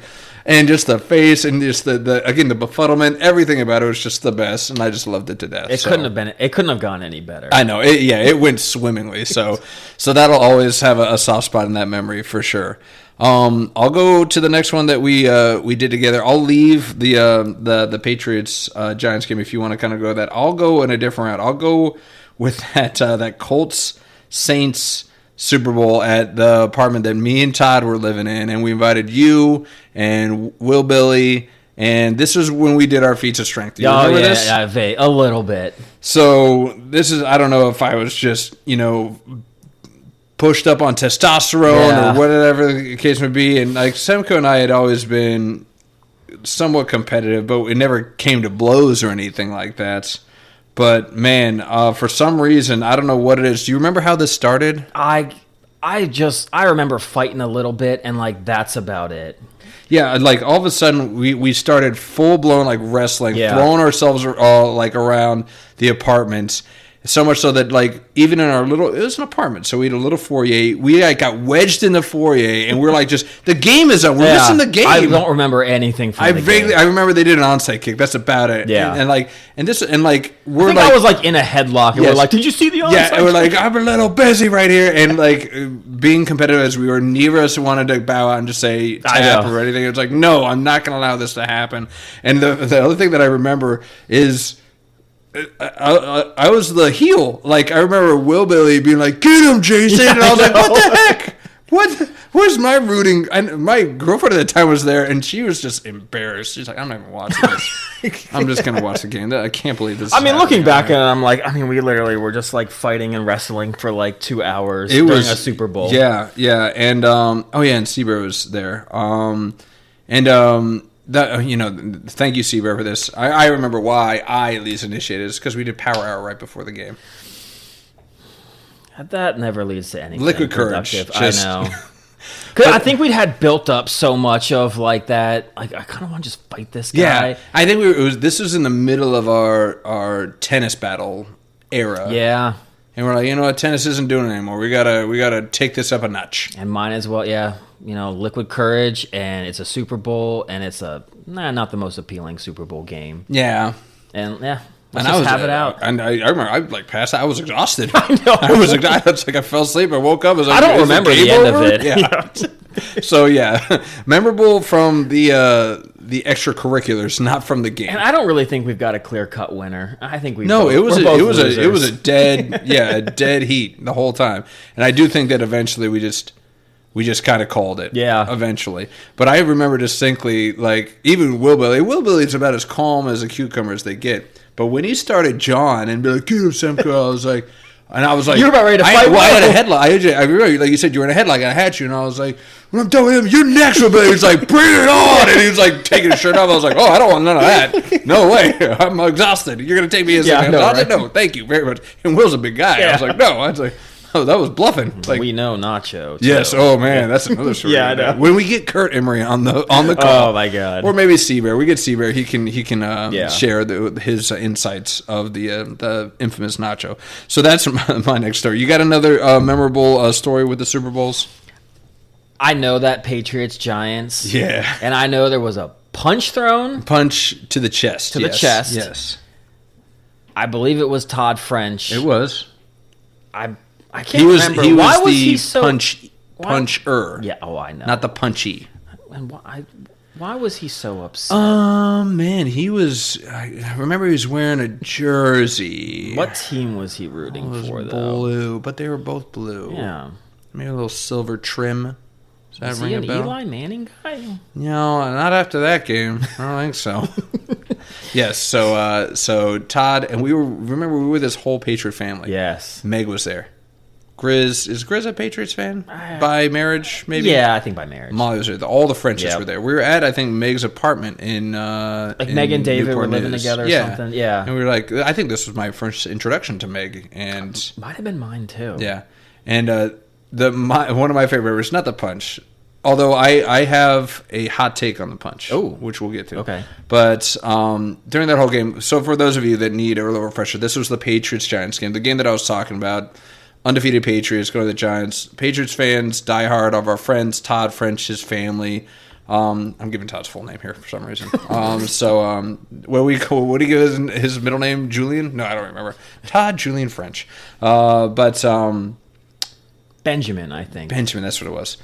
But Dwight's there, you're there, I'm there, Chris is there, Will's there, I think Kurt's there. The whole gang is there to watch this game because we're like, are we going to watch greatness? History? We're going to watch an undefeated team, first since the Dolphins. Yeah. Who's a Dolphins fan in our friend group? Dwight. And what jersey was he wearing for that? Had to be a Dan Marino. It was a Dolphins jersey, I can tell you that. Or was it Ray Finkel? Might have been Ricky Williams. Ricky Williams, okay. But the way the apartment was, it was like compartmentalized. There was like a front viewing and a back viewing. You remember this? And there was two TVs. And you, me, Chris, Will were in the front viewing, and then the Patriots fans in the back. Dwight decided to sit right next to the Patriots fan group. And this was the first initiation of the Dwight curse that I really was involved with, because the entire game he was cheering for the Patriots. Yeah. So, come on, Tom Brady, you got it. And every time he did it, I could see a vein jut out of Todd's neck every time. Every time there was a bad play, Dwight in his best fake earnestness would be like, "Come on, I can't believe that. Are you kidding me?" And just Todd couldn't make eye contact. He was so furious. Yeah. That whole game. I was so glad that we were separated like that. I know. I kept looking at you, and I was like, "Don't turn around." I didn't want to make a bad move. I didn't want to say anything. I'm not gonna. We're just like, oh. You could feel that tension in that house, and then you just hear Dwight, and you're like, "Oh my god!" And he couldn't help himself, and he was just reveling in it. But he was doing such a good job of his fake enthusiasm. It was so hard not to laugh. So the game ends. Right? Yeah. And this is where I've got a hot take on this, because the way that it was formed is that Todd was like storming off, blah blah blah, and Chris was just in the crossfire. Seabear was just in the crossfire. Tough game, man. And he said, "Hey, tough." And then Todd just right in the chest. Ooh, knocks the wind out of Chris. Hits him hard. Because he's like, I don't want to talk to everybody, but he didn't say any of that. But that was just him. Yeah. And Todd's not exactly a bodybuilder at this time. He's limber and he's agile, but he's not putting up two plates, right? No, but he put some power behind that punch. But my hot take is that I think Chris seeked him out. That's where I think that a lot of people. I think Chris seeked him out. I don't think in the sense of trying to agitate. Yeah. But trying to console. Okay. So I'm going to give Seabear a little bit of credit there, but I don't think it was crosshairs. I think I remember vaguely Seabear looking for Todd, swimming through and be like, "Hey, buddy, how you feeling?" And then at that moment, that's when Todd just kind of was like, "You know what? Punch." And probably Todd, after having listened to Dwight. Yeah, he's like, that's Seabear's true earnest. Like, yeah, hey, man. But at that point, Todd is thinking anything, because we are the type of friends that even after a game like that, we would still kind of like, even if the knife is in there, we would twist it. Absolutely. So it's not beyond belief that Todd would have just thought that anything any of us would have said was just twisting. I think Darkness was there, too. I'm sorry, Darkness. Darkness was there. Yeah, I think so. And I think Ilwa was there, too. I think the whole gang was there. Yeah. So it was memorable. We were all there. Yeah. Very, very fantastic. But it was so tense. You're just kind of like, did I really enjoy that? I enjoyed the game because it was white knuckle the whole time. Yeah, it was. But yeah, and again, I was putting blinders on. I was like, I'm just gonna try and enjoy the game. Yeah. And just, I don't want to like make a noise or something that gets the Patriots fans to just attack. Yeah. So my next one is going to be, God, we have so many, and I know this is going to be the chunk of the episode, but this is the fun good stuff, right? It's your Steelers Cardinals games, and I kind of touched on this earlier. Yeah. And again shout out to Seabear for giving me a little bit of the pieces that I was missing. So I forget who it was. It was either me or Seabear, and we found out that there was this club in DC that was going to be playing the game, and they had like buckets of beer, and it's like, again, you pay for entry, and then it was all you can drink. Anytime we can find a place that's any all you can drink, we're like, yeah, that sounds like a great deal. Gold mine. So we go to this place. It was called Nightclub Love or Love Nightclub. Very interesting name for a Super Bowl, watch a Super Bowl party, but had in to be DC. free beer. Yeah, and buckets of beer. Of course, it's like Bud Light. It's the light beer, but whatever. So we're watching the game, and it's Will, Billy, me, Seabear, and Austin Magruder. Oh, A little Austin shout okay. out. See if we can get this pod out to Colorado, Is he which still is out where he's there? at. Yeah, he Okay. is. He's living the best life for Good. Mr. Austin, the faux flying tomato. Yep. Yeah. But it was the four of us right there. We watched the game, and again, I was like, man, this is such a great game. This is, like, fantastic. And then right around the fourth quarter, right when it really started to get hair-raising, right, I told you that I turned around, and I was like, where the heck is Seabear? Yeah. Where'd Austin go? And me and Will are just like, what's going on? And this is back before smartphones, so we're like texting, like, yeah, okay. It's like, you get turned around. And they're like, we're outside. We're like, what are you doing outside? And he was like, they're just trying to explain it, but we're like, what is going on? They're like, whatever. So I was like, I can't really talk. There's a great game on right now, Yeah. so we'll see you outside. Yeah. Try and get in, but we're going to finish watching this game. So Will, Billy, and I just finished watching the game. Find out after the fact what happened is that, again, liquid courage, and Seabear, I think he was amped after a play. I forget what it was. Might have been the Fitzgerald touchdown. Okay. And he's like, yeah, and he like pushes Austin, but he pushes him a little bit too hard, Yeah. and he pushes him over like an ottoman or a couch, and Austin goes like flying. Yeah. Well, Austin takes disrespect from this. Oh, God, of And course. he full force shoves Chris like across the room. And that's when the bouncer's like, you guys are done. Mm-hmm. Grabs them both and kicks them out. So while Will and I were watching one of the most exciting Super Bowls we had ever seen, they're banging on the door, pleading to be let back in. Oh, my God. Seabear, of course, Seabear can twirl a tail as well as anybody. And he's he's trying to like convince the bouncers, like, oh, my sick brother's inside, I'm his ride home, blah, blah, blah. And I just remember almost the funniest part of that memory from what I recall is that when the game ended, we couldn't find Seabear or Austin because the game plan was like, okay, we'll all hit the metro, we'll all go home together. Okay. We all went 4 different directions. Did you really? All 4 different directions. Like, I made it home. I think Seabear made it home. Will, like, just slept in the metro because he got stuck on a train or something like that. I don't even know what happened to Austin. But then we all reconvened and made it to Vienna Inn the next morning, and we had a nice come-together breakfast where we all called out of work the next day. That tracks with kind of, I think, any of our stories. Is I'm not sure how they got home last night, but I don't know. We're getting We all made it back to Vienna Inn. Shout out Vienna Inn. Great little place. It was. And, we just were like, there's no way I can make it in today. There's just no way. So I've got one more, unless you got another Super Bowl shout out. I couldn't really, there was like a long period of time where I think I was like still in Newport News, so I think I missed a lot of games. So I don't know if there was really any other that I was around y'all for. Yeah, I don't know. It's like it was before the time we really started really hanging out. Yeah. Like we knew of each other, we didn't really hang out. Because after we graduated, you all, basically everyone went back up to Northern Virginia. Mm-hmm. And I stayed down in Newport News for like 2 or 3 more years. Yeah. And then kind of made my way back up. Well, only one of my memories is up in Northern Virginia without you. That was that last one. It was hilarious. Because, I mean, the Captain Pills was with you. That's true. The Feats of Strength was with you. That's right. Before I get to mine, correct me if I'm wrong, but Seabear told me that you had a very entertaining after party for the Pats Giants game. He says you and Seabear watched a very infamous video.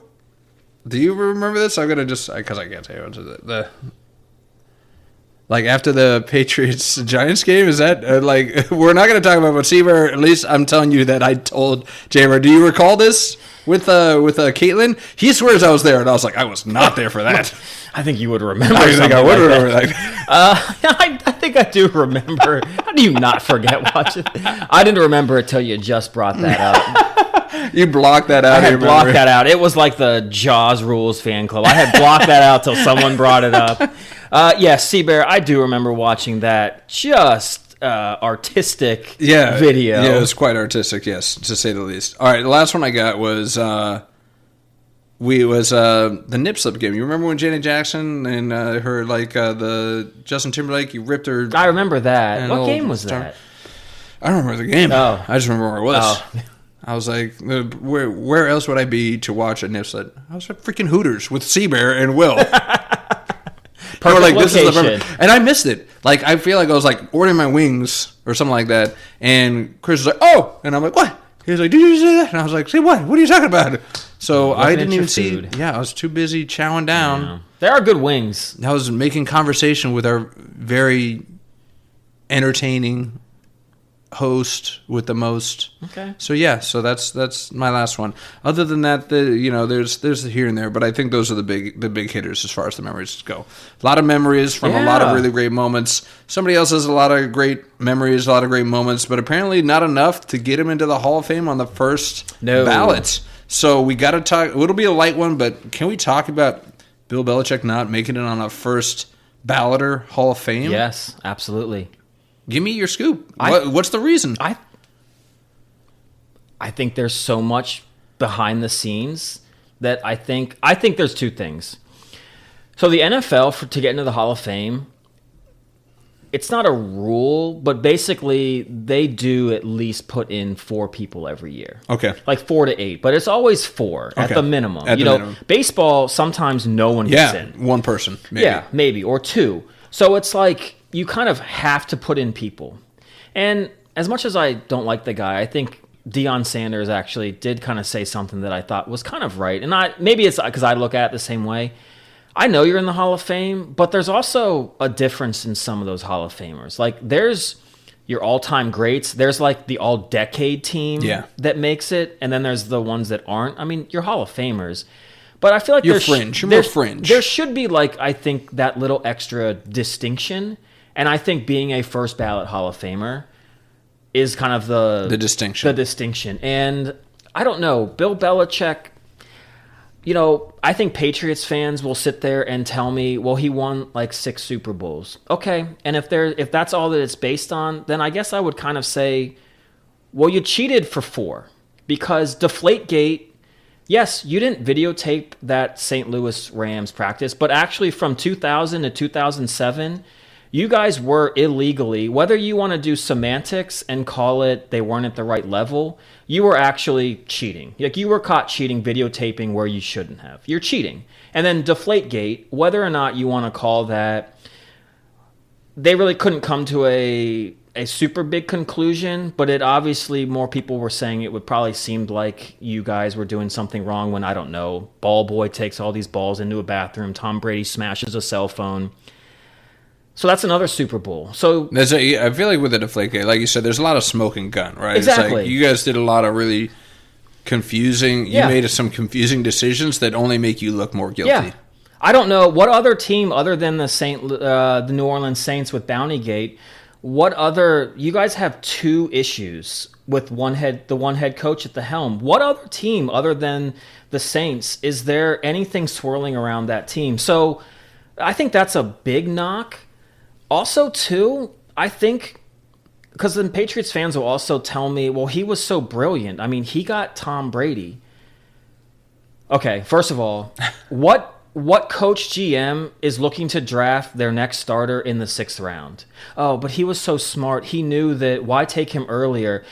Drew Bledsoe was 29 years old. Yeah, prime of his career. Yeah. He was a number 1 overall pick. So it wasn't like he was just kind of this guy that you thought could maybe be. No, he was going to be your starter for another 5 or 6 years. So was Brady going to ride the bench for 5 or 6 years? You draft a guy in the 6th round to maybe be on the practice squad and maybe be your backup. So you kind of lose a lot of when I want to listen to you when you tell me how brilliant Belichick was to get Brady. And then I think that's where I'm going to end it with is you only won because you didn't win in Cleveland. You actually took over a Cleveland team that was the drive by John Elway away from going to a Super Bowl. You made one postseason appearance. You weren't any good after Brady left. Your coaching tree is awful. The head coaches that were made out of your assistants, Romeo Crennel, Eric Mangini, Josh McDaniels. Matt Patricia. Matt Patricia's on there. Gerard Mayo. Bill O'Brien. Brian Flores. He might be the only one that could have a chance. What about Mike Vrabel? He wasn't an assistant on that team. Now we're talking semantics. But once again then, so your Patriot way, I don't think that translates. I think you literally had the greatest quarterback of all time that made so many of how you run a team, how you run a building, overlooked so much because he really was, I hate admitting it, but he really was that great because how many game-winning drives, game-winning Super Bowls would he take and win for you? Where if you lost, because there was a lot going on up in New England. So I don't really think, I think it was, I know it's unpopular. I think it was a good decision. And then also, I also think a lot of the voters, they just don't like how crabby he was to them. Yeah. Which I think is really probably the main reason why. All the reasons I just gave, I don't really think they care. But that's what they can fall back on, right? Because it's like they don't want to lose their credentialing. And, the Hall of Fame committee even came out and said, if we find out that people didn't vote him in for non-football reasons, then they could put a risk. But they can all fall back on Spygate. That's what they're falling back on. They're like, Spygate. Yeah. That's all it was. I mean, it's like, would the Houston Astros, would Eric Hinch, or whatever his first name is, AJ Hinch, if he won, 4 more World Series, would he might get in the first ballot? I don't think he would. No, the garbage can would get on the first ballot. The dunk garbage can. I equate it to, Barry Bonds, because people in San Francisco, they don't care what he did. And they'll give the argument of, well, the steroids didn't make him, make contact with the ball. So what's the difference? Okay, well, I mean, if you want to tell me that your spying didn't really do anything, well, then, why'd you do it? But you were caught cheating. So Barry Bonds is in the Hall of Fame. I don't think A.J. Hinch would get in the Hall of Fame. You might be lucky that, thank God, Bill Belichick will probably get in next year. So, yeah, I like that you made this consideration, because this is what I kind of compare it to. It's like, the Baseball Hall of Fame had so many people that they're putting it on a pedestal that they're like, it's the beautiful game, and we can't allow the steroid people to come in. Pete Rose can't come in. This, and that. So I feel like the NFL almost took a page out of the book where they're like, well, this guy did unscrupulous things, so we're going to hold him accountable for that. I think there's no question he's making the Hall of Fame, but I feel like the 11 people that didn't vote for him took a stand. They're like, we're not going to allow this guy to be a first balloter. To your point, that Hall of Fame's getting bigger and bigger. They're adding corridors every freaking week because they're putting more people in. So being a first balloter really kind of puts you on that extra echelon. The problem is it's 6. We're talking about 6 Super Bowl wins. I don't care if and Jerry Jones came out and he was like, by God, we were trying to do Spygate too. He just did it better than us. So it's like everybody's cheating. Everybody's trying to find a way to manipulate it. For me, the 6 wins, you make compelling arguments. Believe me, I was about to change my decision. I was like, man, screw that guy. But you got to land on the 6 Super Bowl wins. Yeah, he has 6 Super Bowl wins. I don't care what the situation is, who the quarterback was. Tom Brady wrote a very eloquent letter saying that he wouldn't have done anything without the coaching style and the habits that Belichick instilled. Kraft obviously wrote a glowing remark about him as well. So the people that he's worked with speaks very highly of him. So I feel like that should be kind of a measure of a man, if you will. Spygate sucks. 3 years of doing that crap. You can check out 3 or 4 Super Bowls. That's fine, but it's still 2 on your resume. 8 years of doing that. Okay. 2000 to 2007. How do you say 2003, 2007? No, okay. 2000 to 2007. And then Deflategate was 2014. Deflategate's a nothing burger. I'm sorry. It's a nothing burger. It's like, who the freak cares? The balls are a little bit squishier.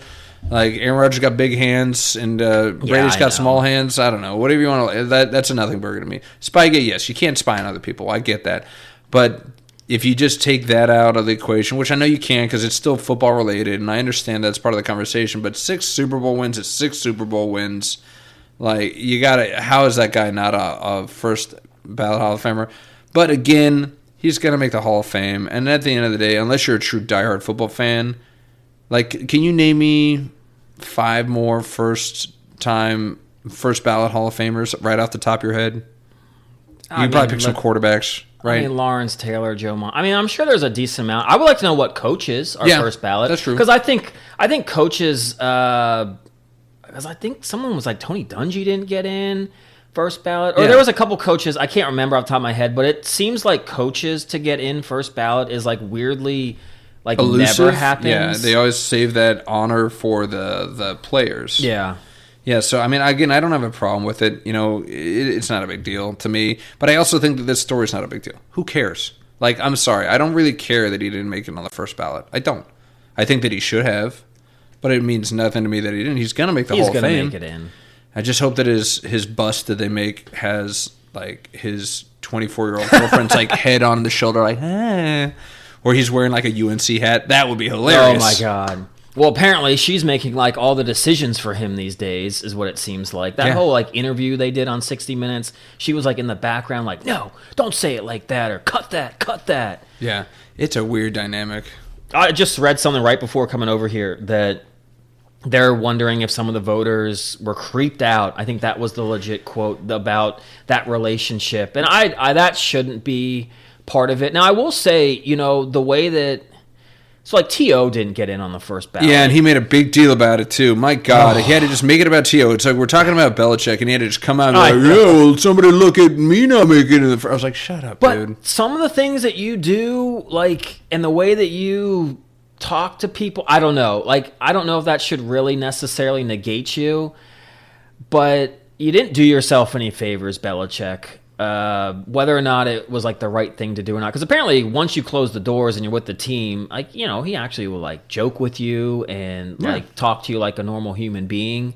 But I don't know. He probably obviously rubbed some of those reporters. I'm sure if you looked at all those 11 guys that didn't vote for him, I bet you there's going to be like some moment if someone does the research where there was like some interview where like Belichick like cursed him out or blew him off or just did the whole next question. We're on to Cincinnati. Next question. Yeah. And like he hated it because that was supposed to be like his big one-on-one to like get him promoted, and Belichick gave him nothing. Yeah. You know. Well, I mean, like, and I looked it up just now because you did raise a, you know, interesting question, you know, coaches becoming first ballot Hall of Famers.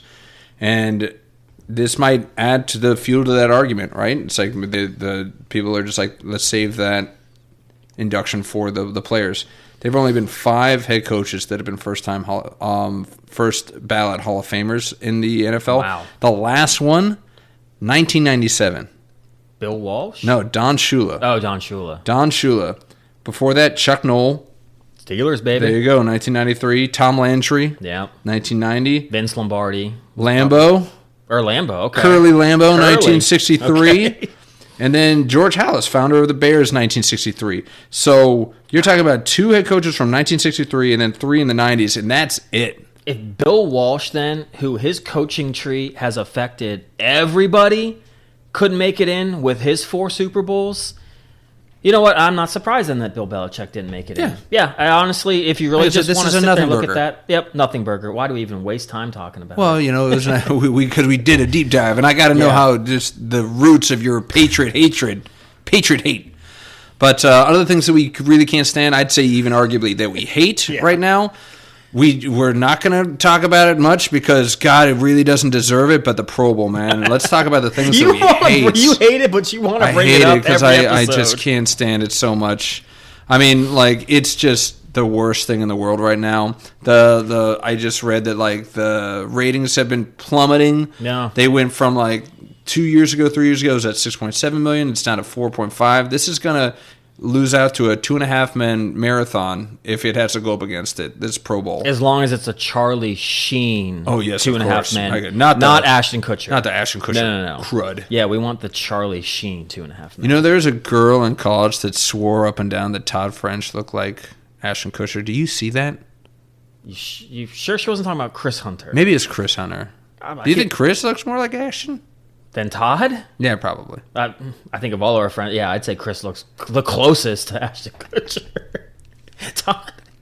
Don't get me wrong, Todd, you're a good-looking gentleman. just not Ashton Kutcher good. Come on. You're like Matt Damon. Matt Damon, yeah. I was told once in high school that I look like Ben Affleck. Yeah.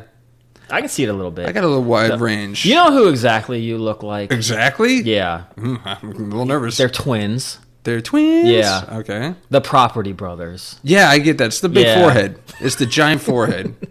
That's right. Zoe Deschanel is married to one of the Property Brothers. Did you know that? Right. Yeah. New girl. No, I've gotten a wide range. We're going off the topic. We're going to get back to the Pro Bowl, but I've gotten everything from Ben Affleck to the recently passed drummer for the Foo Fighters.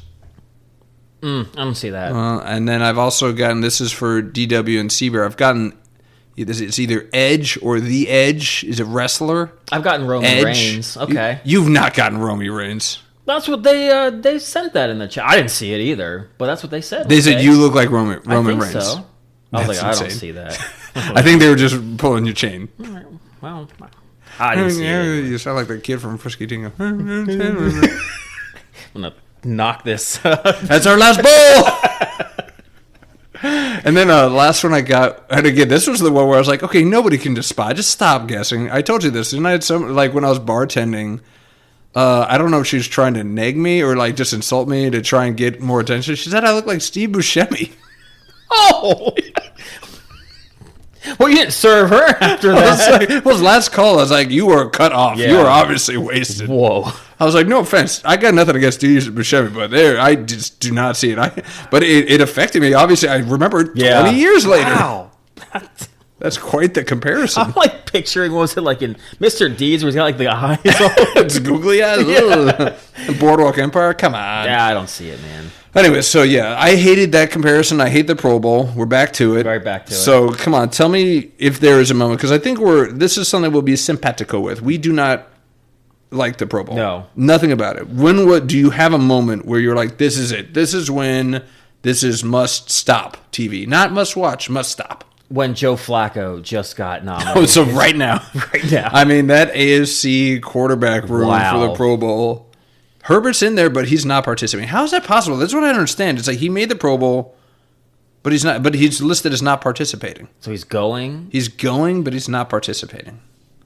So your quarterbacks for the AFC are Shedeur Sanders, and Joe Flacco. No, when they turned it to flag football, that was it. Yeah. You know when they turned it to flag football? Like 2023. Yeah. So you're giving him a bit more credit. You're saying just, in the last 4 or 5 years, you're like, that's it. That's done for me.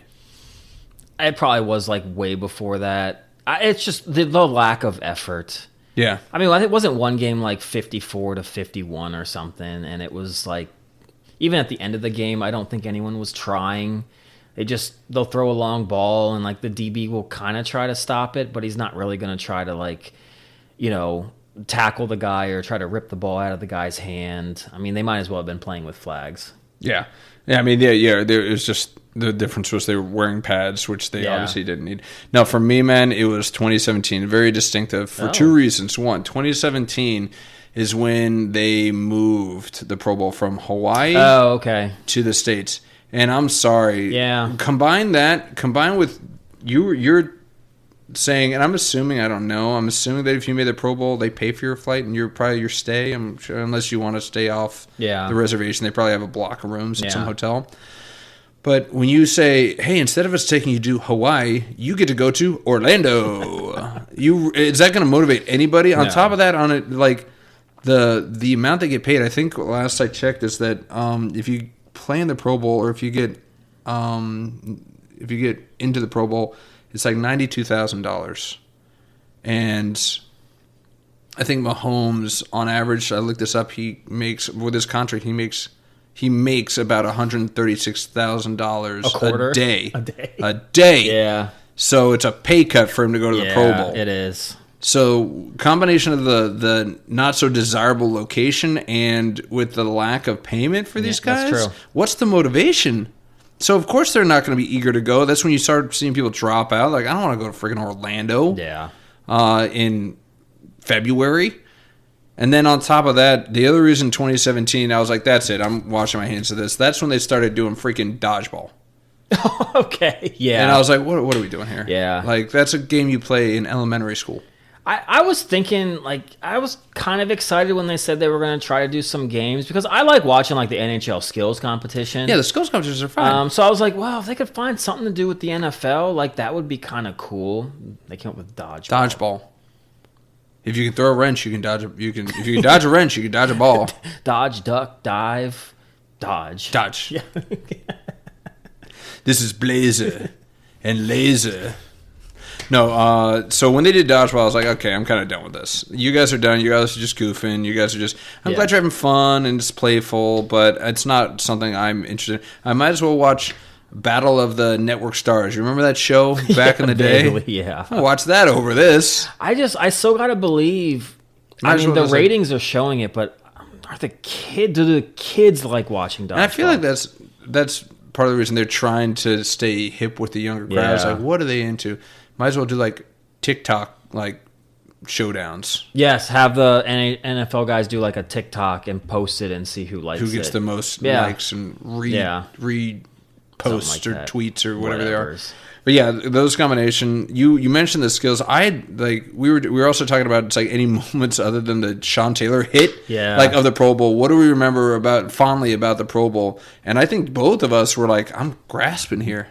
I don't know if I can remember any specific moment in any Pro Bowl. It's not even the Pro Bowl game, and it's not really a fond memory that I have. Okay, but do you remember Robert Edwards? Robert Edwards, no. So he was I think he won the Rookie of the Year for the New England Patriots as a running back. Okay, Robert Edwards. And they did the sand, like flag football with the rookies. Okay. Blew his knee out. Oh, never played another down. Oh no! Like fractured everything, tore everything. No. Yeah, why are you playing in sand? But they never did again. But no, I think he literally was like the offensive rookie of the year. Jesus. And he never came close. Like it was like obliterated everything. So that's a moment you remember fondly. Some guy blowing their knee out. I mean, how much does that suck for him? It does. That's gruesome. Like, that's even worse, I think, than like a guy. Remember what was that guy, Lattimore, the running back for like South Carolina? Yeah. Just got a helmet just destroyed, and he could never make it. And it's like, how much money did he just lose? Yeah. This guy's trying to be nice, go into the Pro Bowl. You think it's gonna be like this fun thing, play sand football, and just never played it down again. Jesus. And it's just like, I mean, could have been a Hall of Famer. I don't know, but it's like, damn. Yeah, you went really dark with this one. I was trying to think fond memories, right? But to your point, I can't remember the games. Mm-mm. There's nothing fond about those games. It's like the skills stuff. That was fun. Like watching the one-handed catch, like Mike Evans, like, doing the catch radius and stuff like that. That was kind of fun. Seeing what quarterback could throw at the furthest. That's where I'm going. Yeah. I love the long throw by the quarterback. Yep. It's just like a home run. It's just like to see the long ball. It's like the accuracy ones where the moving targets and those they are fun too. That was fun. But yeah, just seeing who can launch it the farthest. Yeah. I remember like one year it was like Brett Favre and like Aaron Brooks. Remember Aaron Brooks? Yes. He's actually been in my store a couple times. Aaron Brooks? Yes. Is he local? Yes. This store? Yes. What? Yeah, up in Short Pump, baby. Get the out of here. I've seen him like twice. Have you gotten an autograph? No, I think a couple of guys in one of the other departments has like gone up and asked him. He doesn't seem too much like he wants the attention. Yeah, he's like, I'm shopping at a Whole Foods in Central. He just gave it away. Oh, I have fresh fields. That's what I said. Fresh fields. He's working in he's going to a grocery store in Central Virginia. Yeah, I doubt he's really pumped. I had my brush with a famous superstar when I was working at Wyndham, not in Hawaii, but in Williamsburg. Really? Yeah. Kwame Brown checked into my hotel. No way. The Kwame Brown. Whoa. Yeah. Number one overall. Number one overall pick. very obvious. The guy's huge. Yeah, I know. You kid. Your name is on the check-in. I know who you are. Oh, really? Kwame Brown. He didn't even have somebody use a fake name to sign him in. He's like, I'm staying here. I was like, cool. I think most people don't know who he is. You think so? You think that me saying you're Kwame Brown like was like a highlight for him? He's like, oh yeah, it's like people do still remember me. Like where I work, there's 200 people. Mm-hmm. I think maybe 3 or 4 of us recognize Aaron Brooks. I think the same 3 or 4 would recognize Kwame Brown. Like that's out of 200. So I think where you work, I'm just like, oh, you're really tall. Like that's about it. It's like, wow. It's yeah. like, you can reach the top shelf without a ladder. So I think where you probably worked, you were probably one of 2 or 3 that probably would have. Yeah, I was like, that's Kwame Brown. They're like, who? Yeah, exactly. Like, come on, first overall pick, Washington Wizards. Yeah, Michael Jordan. Come on. Washington has a team. Like, I mean, yeah. So yeah, that was my brush with celebrity, and he was very polite, very nice. He's like, yeah. I was like, well, what are you doing down here? And he kind of went into it. I'm not going to go into what he was doing down there. Nothing nefarious, but That's fine. Just not glamorous, I guess you could say. So yeah, Pro Bowl was kind of just. Always has been. It was just a fun, kitschy thing. Jimbo remembers one time when they were still playing. This is the last Pro Bowl bit, I promise, because it's not even about the Pro Bowl. But Jimbo was telling me one time that back when he was in Hawaii, he's still living there. What they would do it after the Pro Bowl is they go into Waikiki and they just party, like all of the athletes. As they should. And I think Jimbo said one year he saw Jason Witten just get bombed out of his mind. And he's like, that's what I remember about the Pro Bowl. I was like, okay, that's probably one of the more memorable things. So Jason Witten likes to go party hardy. Who knew? If that's the reason to get these guys to go there, that's what I'm saying. So that afterwards they just have like let loose in a tropical paradise. But Orlando. And that's why if you get it back to freaking Hawaii, I guarantee you won't get so many people bowing out. I agree. And then pay them a little bit more. Yeah, pay them a little more. You know. It's got to match what they're already getting paid. But somebody did just get paid out in Aussie lands. The Australian Open is officially done. Yep. A little bit more exciting with the matchup, or not so much. I'd say so. Joker made it all the way to the finals. Hell yeah, how old is he? 38? I think he's about to turn 39. Jeez, Grandpa. Yeah. In tennis? Yeah, he is Gramps. And I did kind of just crap on him a little bit because he did the last 2 matches before the final, or before, was he got forfeits. Like both the guys forfeited against him. One guy was a straight walkover, and then the other guy after like 2 sets. He's like, my retired. toe. Yeah, got the turf toe. Hey man, but still, I mean, credit where credit's due. He did have to go through Sinner to get there in the semis. Yep, and he made it all the way to the finals. Gave Alcaraz all he could. He really did.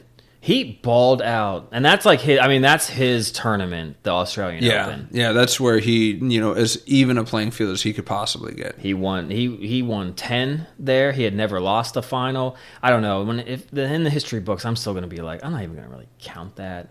He's 38 against the 22-year-old. Oh, so you're not counting that against him?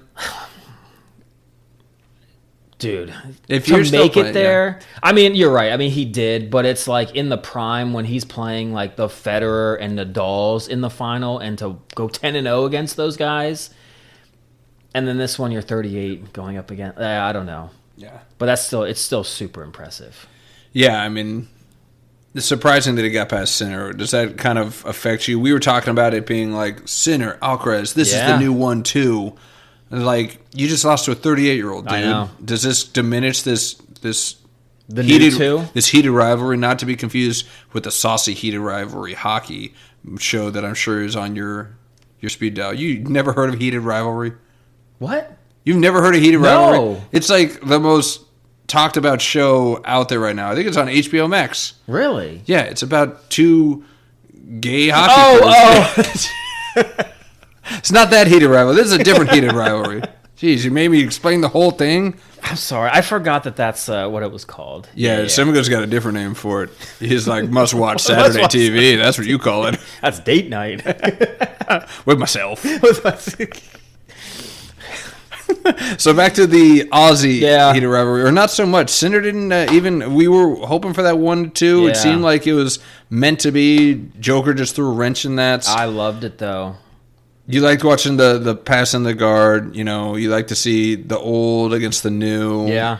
passing the torch, if you will. And Djokovic is just not willing to pass that torch.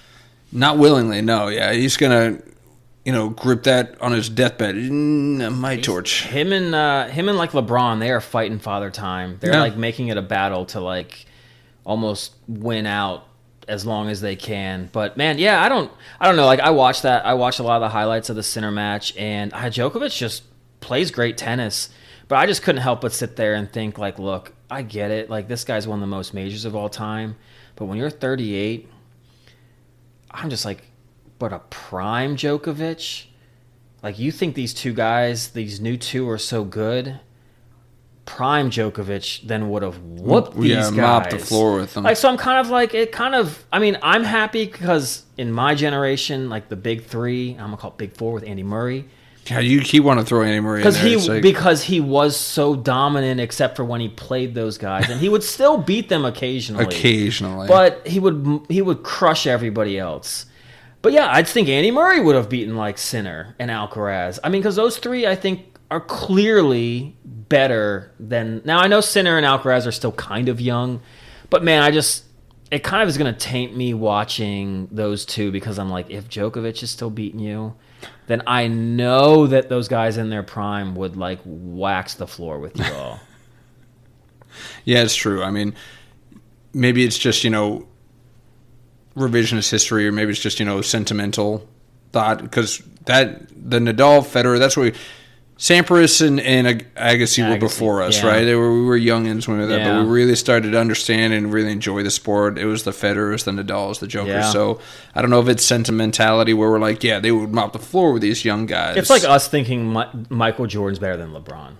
Yes, but that's just truth. Well, it is truth. Yes. But I think the younger generation would think that we're just stuck in our ways and being like nostalgic, and it's because okay, boomer. Yeah, basically. All that stuff. Yeah. So I'm not. I mean, Alcaraz is what, 24? 22. 22. So he's only going to get better for the next 3 or 4 years. So I feel like you're just now starting to see him crest. Yeah. And I'm worried that Sinner's not going to be able to keep up. And then I'm worried that it is going to be just a one-man show. He's just going to just walk in every game. It'll be like Federer before Nadal and Djokovic came through. So it's like, I wonder if Joker's got to worry about his, his I think he does. Grand Slams, I think he does. Because unless somebody comes out of the woodwork. But see, I would argue that I'm not going to like take that seriously if you just beat a bunch of mids. Same like Serena Williams. You beat a bunch of mids. Maria Sharapova was your biggest competition. She won like 4 majors. I don't think she's a very good tennis player. But that's the age-old question, right? Was it that they were mid, or was she just that good, or is Alcaraz really that much better? And I know that you're comparing it to how he was challenged by a 38-year-old Djokovic, but there's something to be said about all of that history that he has. He knows every trick, every angle, every possible outcome that he could possibly imagine. Whereas Alcaraz is still kind of fresh. So, I mean, we'll see. Yeah, we'll see. But again, to your point, you're going to be like, it doesn't matter because he's beating a bunch of wimps. Yeah. So I can't even take this seriously right now. I think Serena, when she was younger and she was playing like the Lindsay Davenports, Martina Hingis, her own sister, I think there was like a couple other, I can't remember her name. There was another, Justine Enna. Like, those were really good tennis players. And then now, it's like, it's a revolving door. It's like every final Serena Williams is in, she's playing like the 20th ranked player in the world because the top 8 seeds got upset in like the first round of every single major. Like, it just ended up being like a who's who in the final. And there just wasn't like a true like rival. I mean, win who's in front of you, I guess. But, dude, she couldn't move anymore. She just had a serve. And all these other women are so, like, they didn't get bigger. They got smaller. And it's like she just overpowers them. And then, God forbid, she has to, like, run to the net for a point. And Serena, like, barely gets there. And she's, like, huffing and puffing because she's like, I'm not used to this. I just want to serve and, like, not have them return it. Aces. I don't know. It also just watching it, you're like, this just isn't good tennis. Like, four rally like shots, whereas like the guys are like averaging 15 and like hitting slices and drop shots and like powerful forehands, and they're just like Serve into the net. All right. One Point over. Yeah. Like, yeah. Point over. Oh man, so yeah, you got the change in the guard. You got the young bucks knocking out the old guard and the Aussies. Apparently, the young bucks really, have a different taste. And I don't understand this. You put this in here. I don't understand this. Please explain this to me. Alcaraz, is he one of these tween boys that wants to smell like oud or haltane or whatever? Like, what is this you're talking about? These people, the little teenage boys, are now obsessed with colognes or perfumes. It's called Smellmaxxing, apparently. Smellmaxxing. Yeah. Apparently, it's, a lot of these kids are online. They have their, little, I don't know, what is it, the metaverse. They've got their own persona, and they want to have that in reality. So they want to be, distinguished by, their scent. So they care so much more about, their fragrance.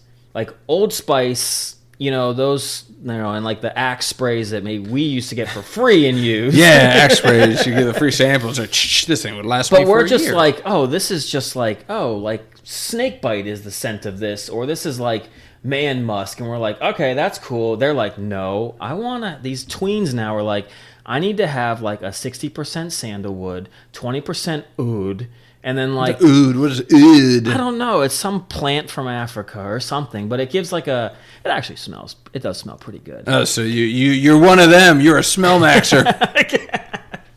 Well, I get product into the store. Oh, you have to sample it. Yes, of course. But no, it's they are very specific with what scent they want. And we're just I don't know. That can seem to work for me when they handed it out for free. So I just maybe get it again. And yeah, I'll just spray it when I go out. And that's that. But these kids are no, I need this specific scent. Yeah. The article you sent me is they're talking about Salage and Haltane and oud. And I'm like, what is happening here? Well, they get so deep into it, and I'm part of me is just one. I was like, man, I would if our friends were like, oh, I don't like this scent, this fragrance I got. There's not enough cedar in there. What would we have done to him? Slapped him silly. Yeah, at least. Yeah, I would have we would have done what we did to John Horner when we were roommates with him, but for different reasons. John Horner would never take a shower. This guy, he's just big boy. He's a big man. Boy. He's a big country boy, yep. Texas, bred and all that stuff, and he would just stink to high heaven some days. So what we would do is we would take a bottle of Axe, he would duct tape it on, and then we'd open the door and be like, fire in the hole, and we'd chuck it in there and close the door, so it just be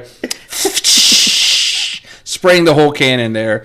Because that was the only way. It was like, well, now I have to take a shower. I was like, now you have to take a shower? This is what you have to do? You were given some sense. But that's what we would do to our friends if they went the opposite end of the spectrum. It's like, yes, it's this is just a hint of oak and a spritz of honeydew. It's the perfect aroma for my Thursday. This is my Thursday aroma, not my Friday. My Friday is more manly. Yeah. It's got more of that sandalwood that you're referring to, and very earthy, if you will. I'd be like, open your mouth. I'm going to spray this Axe directly into your mouth. And that's all you're going to smell and taste and everying for about 5 or 6 days. Yeah, for the whole weekend. There, that is your scent for the week. This is the flavor of the week for you, big guy. But I feel like every generation has their stupid thing that they think this is what's safe. The funny thing is that unless they're being told, and maybe it's facetiously and just making fun of them by the girls of their same age, that I like this, they're like, oh, now I'm going to do it. That's true. Because the women are the drivers of fads, right? Guys, we will do anything to gain the eye and the desire of women. True. It's like, if they want me to smell good, I'm going to become this smell maxer thing. If they think that you'd be planting your own oud tree. Oud tree, yes. I was like, oh, I've got 3 ouds in the background. They're about to ripen. Make my own fragrance, if you will. But I mean, we had our own little things that I'm sure that we're not too proud of it looking back on it. Was there anything that you did when you were a tween and you were trying to enjoy the gaze, the female gaze? There was a minute where I think did want to have a little bit of a cologne. Okay. You're like, I'm above the Axe. And this was actually like no. So if we're talking prior, yeah, like okay. when I middle school. Okay. Yeah, it was like a hot minute. But no, I had more things for like around like when we kind of like hit that like college-y like 18, 19. Yes. Which was definitely like the Axe. But man, did I have like I would do like the spiky hair and like the puka nakua. God damn it! I knew you were going to say this. This is it. The fucking puka shells. The puka shells. Why were these popular? I had them too. Wore them every day. Puka shells. Yeah, and that bright, like clunky necklace. Yep, it was like a must-have. Yeah, like, you weren't anybody unless you. And every guy you had to wear something. I mean, you could wear like a gold or a chain, or the puka shells, but you had to have something. Some kind of necklace. Yeah, necletage. Yeah. Yes. I definitely remember. So my soccer team growing up, we had like our kit. Yes, you kit. Knew that. I used the yes. We had fila, and there were collars, and we tried to make it as a team that when we went out to play, we had to pop. Oh my god! Said collars Jesus, Semko. To go out there and play. Ugh. I didn't translate that into college. Now, some of my friends that I would go out with would definitely do like the pop collar. But what me and two other friends tried to make a fashion statement with was we tried to do a polo shirt and sweatpants.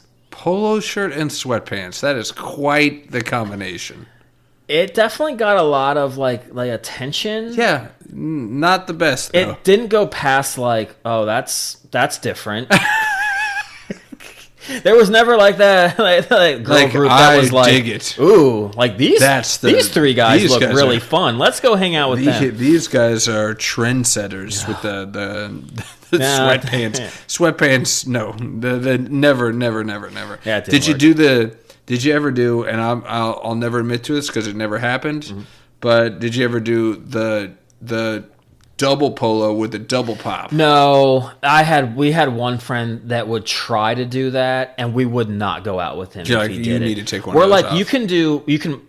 you can pop one collar, and of course, every time we go down to like go to his room, he'd be playing that. Oh, I forget what the rap group was, but 3-6 Mafia. Every day I've been popping my collar. Oh my god! And he'd do like some little dance while he's popping his collar in front of us, and we're like, oh my god, why do we hang out with you? But we're like, you can pop one collar. You can limit one collar. Anytime I saw someone that would do two, you just walk away from. I don't want to know you. I don't want to get to know you. We don't chew the same. If we get dirt. too close, I can't promise what's going to happen. Yeah, here. I know. Yeah, no, the pop collars. Again, maybe I was shielded of it, and they my local friend group was like, don't do it, don't go down that road. Yeah. So I wouldn't. I never got into the pop collar. The double pop was just like, okay, now it's almost like you're trying too hard. Come on, man. Like, who's that for? Is your neck really that cold? You got to pop two collars to keep your neck warm, or is this really you just peacocking? Yeah, that's it. You're literally like flipping up your feathers and be like, yeah, that's what you were doing. The puka shell, the double pop, and it wasn't enough that there was a double pop, but you had purple and pink. You had the very feminine coloring. It's like only real men wear pink. Stop saying that. I hate that almost as much as I like New Year, New Me. Don't tell me that, only real men wear pink. Like, real men don't have to freaking say that. Just wear your clothes. True. Don't have to make a statement about it. Just wear your freaking clothes. I was my style was no style at all. Like, I guess if I could quantify one thing about my style is that I wore graphic tees. Yeah, that was it. I wore graphic tees. Seabear's favorite shirt I ever owned, which is a sad story because I had another friend borrow it and I never got it back. Oh, but I was a Hot Topic guy. I went to Pac Sun. You remember Pac Sun? Yep, they had the graphic tees, and I had it was a jet black T-shirt with red lettering, and it had like a muscle car on it. A big old muscle car. I think I remember that. You wore that a lot. And it had some words on it, and it said. And again, I was like, why did I think this was a good shirt to wear? But it would say, my other ride is your mother. Yep. And that's what I would wear to class. But that was like everybody would wear shirts like that. Exactly. I mean, I was part of this, and like Seabird's favorite moment of me wearing that shirt ever was we were going to an English lit class, or just an English class, and our professor had a very thick, kind of African accent. Okay. I don't know. It could have been South African. I'm not sure. But we're in the front row because we love this guy. He had such amazing stories. Okay. Which I'll tell you I'll tell you one of them off. Okay. Off pod. Yeah, because we were like, he told us a story, and Chris and I are like, is this a professor telling us a story? Yeah. This is crazy.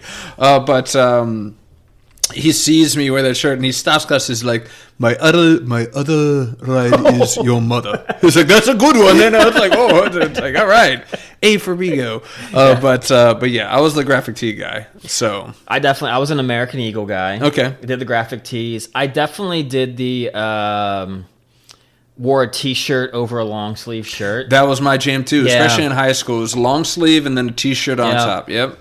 Yeah. Love that move. I like that. But yeah, I really just would want to wear either polo shirts or like a graphic tee. Yeah. I didn't really want or need anything else. And No. then regular jeans, whatever like the quasi style was, but it was never like if you had to wear baggy jeans, like they weren't like the baggiest, but they were decent. Or if they were like wide, I didn't have like the parachute out there, but they Yeah, the weren't bell like, bottoms. but they weren't skinny jeans. It was Yeah. just like somewhere in the middle. Yeah, you're That's where I sat. you're just wearing like the Yeah. relaxed fit jeans. I was Very always kind of normal. like, you know what? I'll get distinguished when I run, and when people see how fast I Oh, am. okay. That's how they'll I'll know say. who That's I am. yes. Yeah. I don't need to flash my threads. Yeah. I'll just thrash my. Legs. Yeah. Yeah. Okay, we'll go with that. That's fine. Yeah. So I don't know if I have anything else that I can think of. The hairstyle. You were more the hair guy. It's like I would try something, it wouldn't work. So it's like I never really got into the hair. The puka shells was the thing. I Puka shells know. was the thing. Graphic tees for me. It was spiky hair though. You had to have like you pop your collar. You had the puka shells. It was like the hair then had to be spiked up. Like Yes. It was just part of or you just had to have like that. I'm a punk skater. Yes. Like long hair. It's like we all were trying, like everybody, everybody wanted to put you in a category. It's like you're Yeah. very conforming, right? It's like, are you a skater? Are you a jock? Are you a Goth. prep? Yeah. Which little box can I put you in? Yeah. And that's high school for you, baby. And I think a little bit of college, a little bit. Yeah, a little but bit. high school, definitely. Yeah. Like how you dress just automatically puts you into whatever. You go in that box. Yeah. You go in that box, sir. A lot of people that don't want to go in a box, but want to go straight to the moon. Let's talk about space, right? Let's do it. I got a few things that I want to talk about this. We can start with the reason that I want to bring up space, and then I do want to close with a vehicle conspiracy that's been in the Okay. world for forever. But Well, hold on. We're almost at 2 hours. okay, we made it. Now, we also kind of missed our Winter Olympic preview. We did. Let's get back to Winter Olympics. do This that is one our real last quick? one. Let's Okay. do Winter I know. Olympics. We got time. Space isn't going anywhere. No, It's it'll getting be here bigger and forever. bigger. No. So yeah, so thank you. I did jump ahead because I got so excited about talking about Tween Boys. I just Easy to do. I know. premature discussion right Yeah, there. yeah. Well, premer, that's fine. Whatever. But we've got it's our Olympics final. The Olympics are this week, man. I know. Exciting stuff. We talked about it. We're finally there. We're gonna close our Olympic, just the pre-Olympic discussions. Yep. With maybe some storylines. We not as many people who are listening are as cultured as we are. Nope. So they might need some things to look for in the Olympics. So, Agreed. what is your recommendation for what we look for in the Olympics? First of all, real quick, not even get into like the person yet, but I think one of the storylines to follow is Team USA has a good shot at winning the medal count. Yep. Norway's won the last two. A lot of their athletes have been kind of retired. Germany will probably be our closest competitor, but we've got some young people coming up that have a shot. So it's always fun to watch the medal count. Summer Olympics, it's always like U.S. and China.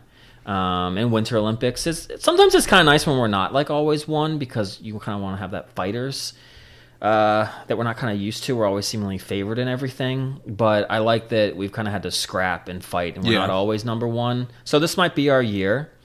But I think the guy that I think is going to steal the show for Team USA, Jordan Stoltz. I knew you were going to. You stole mine. This was mine. Dude, so I was watching, sometimes it's nice when I work a random schedule because it's just like, it's like 11 a.m. and I don't have much to do till I leave in like an hour and a half.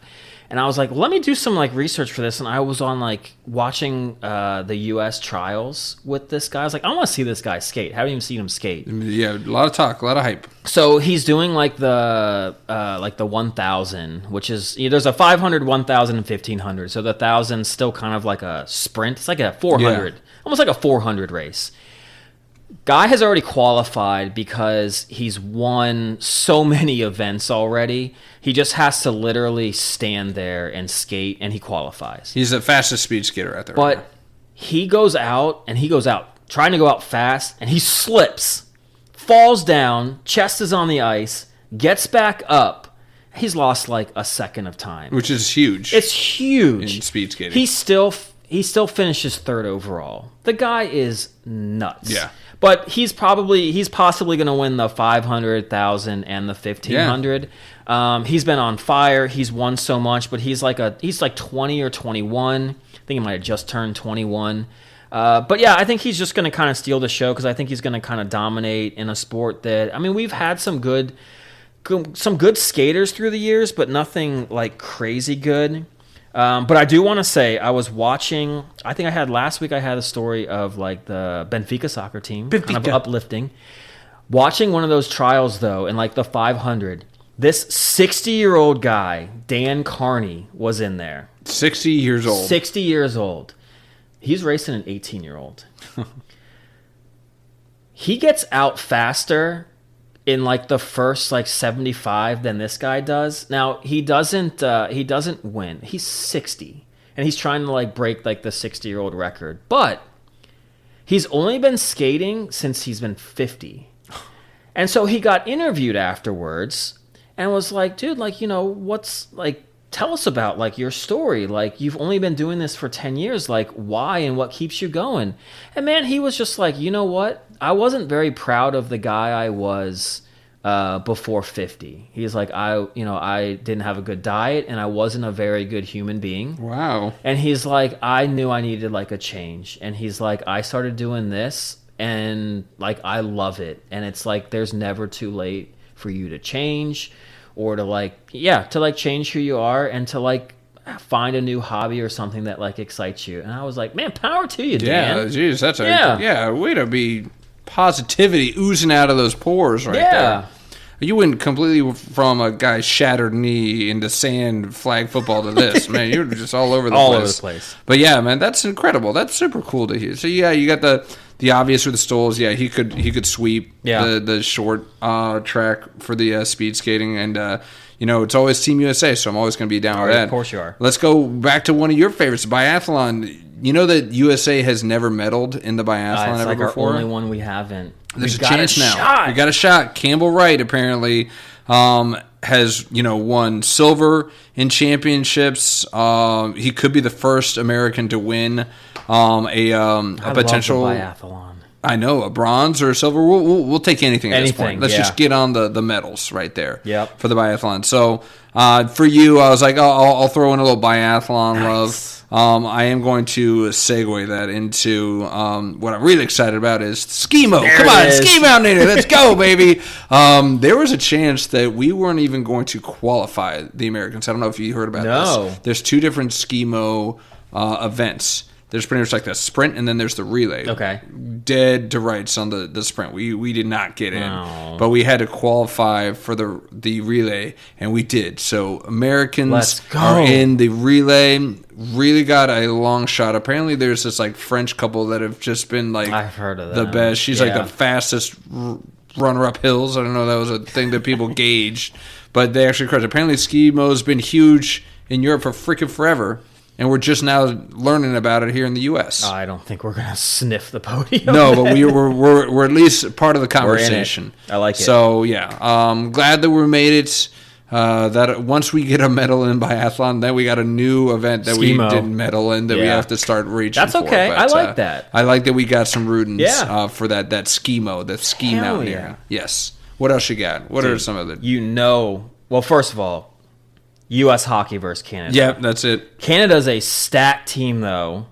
Crosby, McKinnon, McDavid. They've got some guys on that team. I'm a little worried. The Chuck brothers aren't doing so hot. I got Brady Chuck on my fantasy team. He's doing great. Look, you played Cole last week. Great. Everyone gets Someone's a little nervous. 9-0. Someone's a little nervous that right now Bigo's at least placed in the playoffs right now. You do realize that other people have to play him, so they're going to just re-jump you. I don't know. There's only like 3 I know. weeks left, so I got to see who they're That's true. playing against. Hopefully it's just everybody ahead of me. I don't care about you. You can play him for 3 more weeks. I don't really care. It's just people below me. They can't play him. No more playing Cole. I don't think I do. Ooh, no, I think I do, actually. But I did check my last 3. I got Jimbo this week. Okay. Right around the Olympics. I don't even know how that goes. How long is this week going to be? Is it going to be 2 or 3 days? It's like a month. Or is it like a month? It's a month. Great. Well, now I'm going to be really sweating that Brady gets hurt in the freaking Olympics. So it's like, don't hurt yourself. I know, right? But Jimbo, your hockey team's not exactly setting the world on He's fire. been like putting a starting lineup in lately, though, I think. Great. So. Great. Fantastic. Because I play him either the last week or the week before. Okay. And I was kind of hoping he wasn't because, well, Chris Hunter, I already just mopped the floor with you. Oh, dang. All right. 1 versus 2. Little smackdown. He's still in the 1 spot, though, isn't he? That's okay. I got Dwight this week. Ooh, wow. You're placing the... Yeah, I'm going to take him to Pound Town. All right. Pound Town. Yep. Destination Pound Town. Let's Population go. U. Toot toot. Well, I've got the people that are vying for the last seed of the playoffs. Ooh. So I think I got Ill Will, and I got Totters. Okay. So wow. I got Jimbo, who again not setting the world on fire, but he's setting his lineup. So that's always it's a crapshoot sometimes. And I got 2 guys, so it's like it could come down to the last 2 weeks about who's getting that. I love your confidence, maybe overconfidence. Right. No, dude, I'm there. If I make the playoffs, you're going to be sweating bullets. No, I've seen your team. There's 3 teams that can win. I think that's adorable because everybody doesn't understand, like I understand, how hockey, especially around that playoff time, it's kind of like baseball. It's like you could have the hottest team in the world, but come those weeks that are like the remaining, especially after an Olympic lag, who knows what's going to happen. So I'm hoping my guy Bobrovsky, since Russia's not in it, is going to get a nice long break. rest. Yep. Yes. Well, we'll see. Let's get back on I know. So USA versus Team Canada hockey. Yeah. They just hate each other. I'm rooting for that. I'm also, though, it's going to be go to the women's side. Hillary Knight, it's her last Winter Olympics. And she's kind of carried the torch from like the beginning when it was to watch a women's hockey Olympic game when they first joined the Olympics to now. It's like watching gymnastics. Like they literally, if you just stayed on the beam and did a couple kicks, like that was it. You were like a perfect 10. And now they're doing like flips. Flips and twists and all this other stuff. That's kind of how like women's hockey, it's come like a long way. So I'm kind of like looking forward to that. But the big one. Team Casper, men's curling. I knew you were going to go. Let's go. Took down John Schuster in the finals of the U.S. qualifying to get here. But he's got some tough competition. Nicholas Eden, from Sweden, the guy that Schuster Eden from Sweden? Yeah, I am Nicholas Eden from Sweden. Well, I'm Brandon Busa from the USA. I don't know. From the USA. Well, USA. I mean, that doesn't really roll off the tongue, so I said USA. Whatever. That's awesome. His name's Eden from Sweden. I'm Eden from Sweden. He's the same guy that Schuster beat in the final. Ooh, so there's history. There's history. And then also Bruce Mowat from Great Britain. He's Scottish. Okay. He's like the best curler in the land. Oh, okay. And I two thought he teams just from made champagne. Moet. Yeah. Spelled a little different, but that's what I thought too. Okay. And then two teams from Canada are really good. So it's going to be tough. We're ranked like 8th in the world. But that's going to be must-watch TV for me. I disrespect curling rankings. How are you going to rank these guys? We're 8th in the world. They play each other throughout the years. I guess. So I guess it's head-to-head. Is that how they're ranking them? Yeah. It's like you have more losses. They've been in. Yeah. Yeah. Sweden, Eden from Sweden. Is he number one? They are the number 1 ranked team. Do they give out chocolates after they beat you? They're like, "Oh, I'm very sorry for your loss. Here are some Swiss chocolates to make you feel a little better. Here's a cigarette and some chocolates." That's Switzerland. What did I say? Sweden? Yeah. Oh, yes, Sweden. That's right. Switzerland is a decent team, though. I think they're like 6 or 7. Okay. But they're not up there. You've put Switzerland and Sweden on a map. You just said all the other countries' names are on the map. There's these two. One of them Sweden, one of them Switzerland. I'm getting that wrong. You don't know where Sweden is? I don't know where Sweden is. It's up there with Finland and Isn't Norway. Switzerland too? Isn't Switzerland No, up there? Switzerland's like in the middle of France and Germany, kind of like in Europe. Right What? in there. Yeah. Okay. Come on, man. I don't know. I know this. Yes, you do. I'm More more than I. confident in this than I was that Mighty Ducks was I knew not you were an going to bring the Olympic Mighty event. Ducks again. It's fine. Knuckle puck. All right, let's get back to it. I do want to go over this really cool thing because we were talking about the skeleton before we jumped on, and there's a fascinating skeleton match on the women's side. Because there are, let me get their names here really quickly, but there are two women that are competing for a medal. Okay. That are actually engaged to be married. And they're competing. They're competing against each other. One's from Sweden. She's Swedish. The other one's Brazilian. Eden from Sweden? I don't know. I don't think she's Eden from Sweden. That'd be great though. But no, she's they're competing against each other. It's love versus winnings or whatever you want to call it. And a very sweet story. I was telling my wife about this. She's like, "Oh my god!" But apparently they took each other on a beautiful Brazilian boat ride in the summer, and they both bought rings to propose to each other on the exact same day. How sweet is that? That is pretty cool. There you go. You got your 60-year-old very cutesy thing. I got my cutesy thing. I like that. So eat it, Semko. It's always a competition. You can't. You're not the only one that's tugging on the heartstrings. Jesus. Well done. Yes. I'm full of surprises. So yeah. So first of all, the skeleton's just terrifying. Yeah, it is. And then, but there's a love story behind it too. No, you're gonna want to watch. Oh, and if they're like on the podium together, competing like for the podium, yeah. It's like one of them's gold, silver. If I was in the audience, I'd be like, kiss, kiss, kiss, kiss, kiss. Would you have them like, yeah, if one, like if you had them on the podium, would you want them to like stand next to, like just stand next to each other and have like the other couple or whatever stand somewhere else, but they're on the podium together, even though they didn't win together, but they're together? Maybe. Or would you want them to stay separate? You're silver and you were the bronze. Stay where you're supposed to stay. That'd be funny if they were silver and bronze and the gold's just like sitting here as they like come together in front of her. It's like, this is awkward. I won the gold. I was about to say, yeah, it's like, of course I win the gold, and this is the one time I don't get any like pub for it. It's like typical. The lesbians take the lead. Anything else? Any other big headlines and storylines for you? Well, I wanted to kind of like bring this up and see how you felt, and maybe we could talk about it a little bit more another time. But so I don't know if you've heard of like Eileen Gu. Goo, goo, like the goo gels. Yes, but she's a. Is that like spunk? Goo. The spunk, you were from the league. You were over there. There's like a girl YouTube. It's like I'm addicted to spunk. She's a looker, so yeah, maybe you're addicted to goo. But she's a Chinese American. Grew up in California, but she represents China. Has never like been there. Traitor. But she does like the half pipe, slope style, and like the big air. Okay. And she won, I think, like 2 golds in Beijing and like 1 silver. But then there's also this. A skier who's from Brazil, Lucas Pinheiro Brothen, and he could claim like South America's first medal in a skiing event. The guy was born and raised in Norway.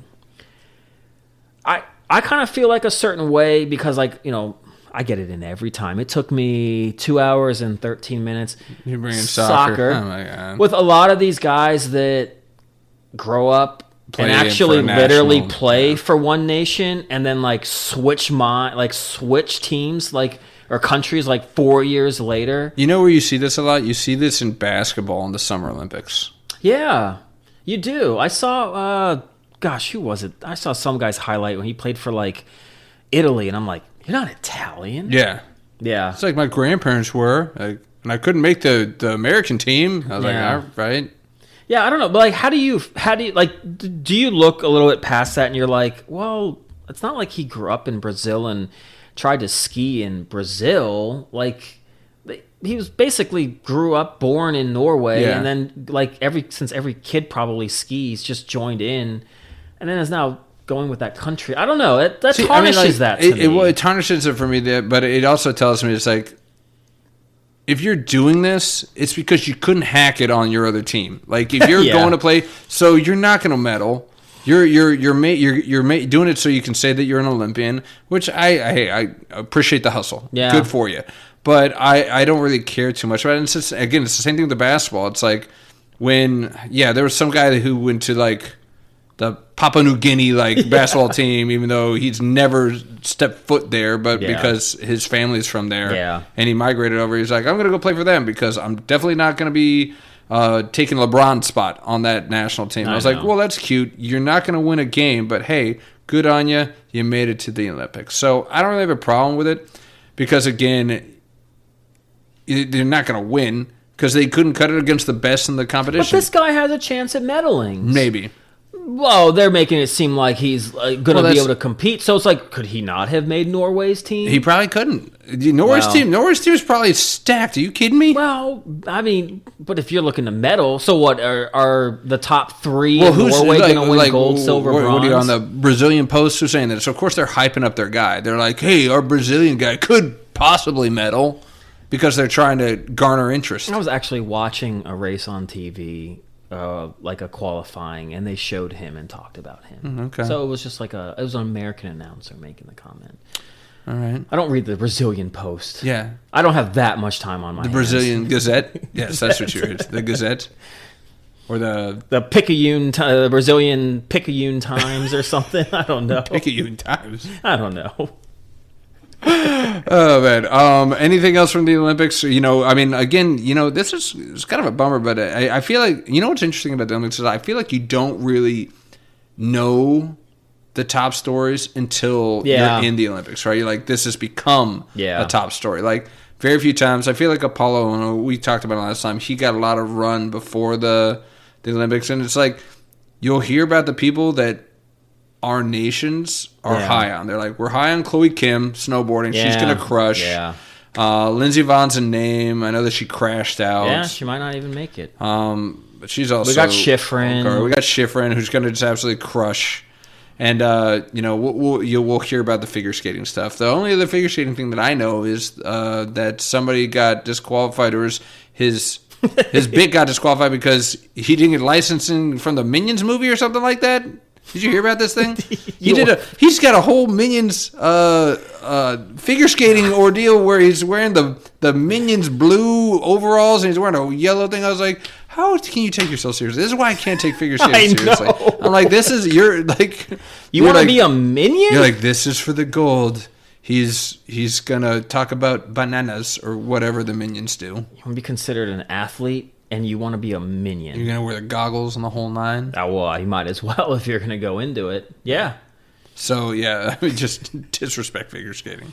We do have a shot possibly of the U.S. for the first time since 2002 of winning a gold in women's figure skating. Okay. So, Alyssa Liu got a chance. Sarah Hughes won it in 2002, Salt Lake City. That was kind of cool. That was a story I was almost going to bring up because she had never won an event like a Worlds or any skating event, had never won any of those until she hit the Olympics and then just had like a bomb last run and won the gold. Okay. Well, hey, I'm always going to be an American first, so I'll tune into anything that we got a chance at. So let's give us that kind of spread. But we'll see. I'm interested to see what headlines, what storylines come out of the Olympics. That's always the best. That's a good part too. It's like I love going into it with something that you kind of like know or going to lean towards. General, okay, I know I kind of want to watch this, but you'd be surprised. Something will come out with like in the bobsled or luge that becomes like must-watch TV or something that we just glossed over. Yeah, yeah. That and then all of the hanky-panky that's going on at the Olympic Village. Yes. Everyone has to know. It's like we got to find the numbers. How many condoms are sent to the Olympic? I'm sure that there's some article about that because sex sells. Yeah, people want to know who's doing it safely.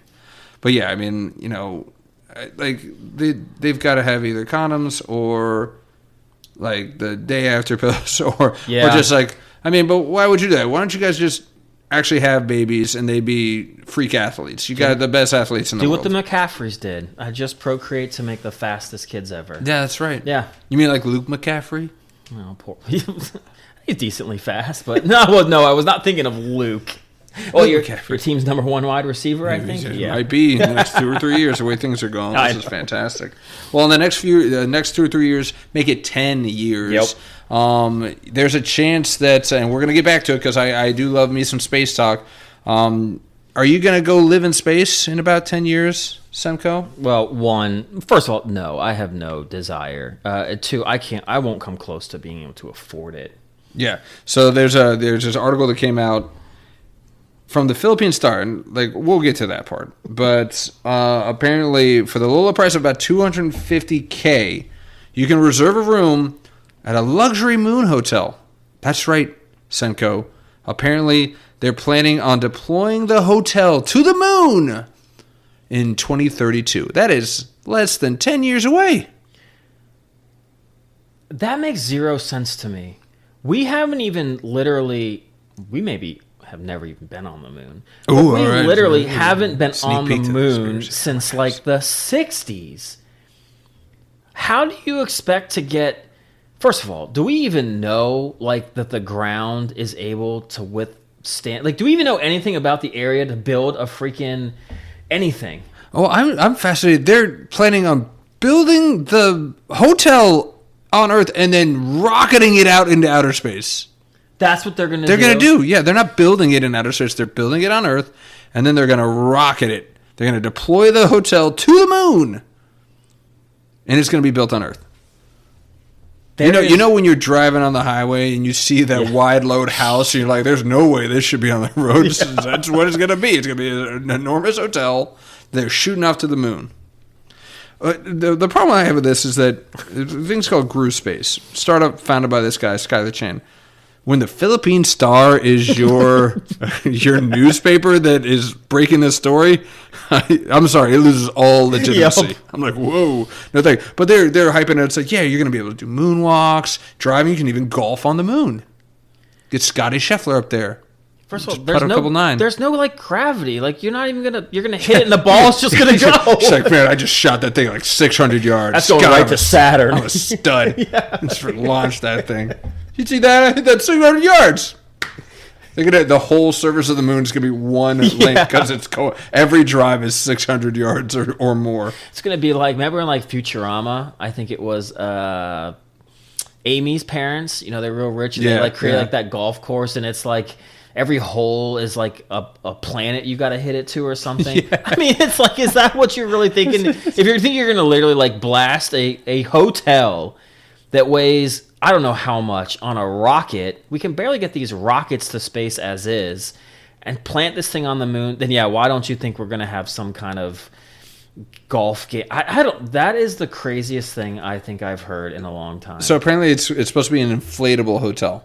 First off, I wouldn't stay in an inflatable hotel on Earth, let alone, can you imagine? It's like, I drop my keys. Oh, shit, I just popped a hole in my hotel room. There goes oxygen. You can't have any sharp objects. No sharp objects. It's all rounded. Everything's smooth. Can't do anything like that. But, I mean, come on. How it's written in there. It's like, you want a honeymoon on the moon? Come on. Wow, to be like one of the first people to do that, you'll probably have people lining up. I mean, yeah, it's people that just have no consideration of their well-being or life. Yeah. Anybody that they got too much money, they're on their deathbed, or I don't know, they're Richard Branson. I don't know what to tell I was you. thinking of him too. I was like, he'll pay for that. That or Elon. Yeah. He was like, I'm building my own. Well, he said something like, we're going to be living on the moon and having a society up there by like, 2040 or 2035? It's like, dude. What do these guys know that we don't know? That's what. Like you said, it's like we haven't even been to the moon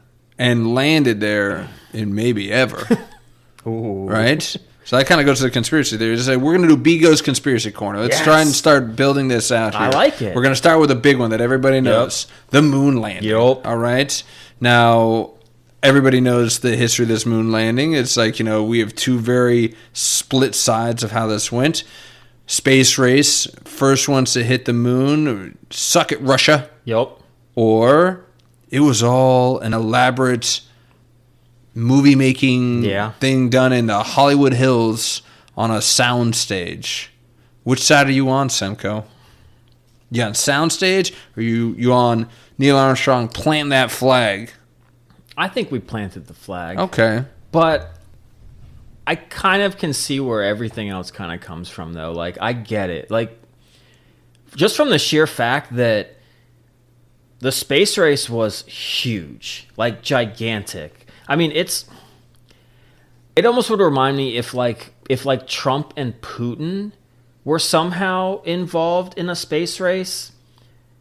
It'd be kind of hard-pressed for me to believe that if one of them got up there, that it wasn't fake. Yeah. Like, that they're just trying to manufacture just so that they can say they won because it makes the other country look better than the other. So I do give some credence to that, like, the competition... I mean, we see it in, like...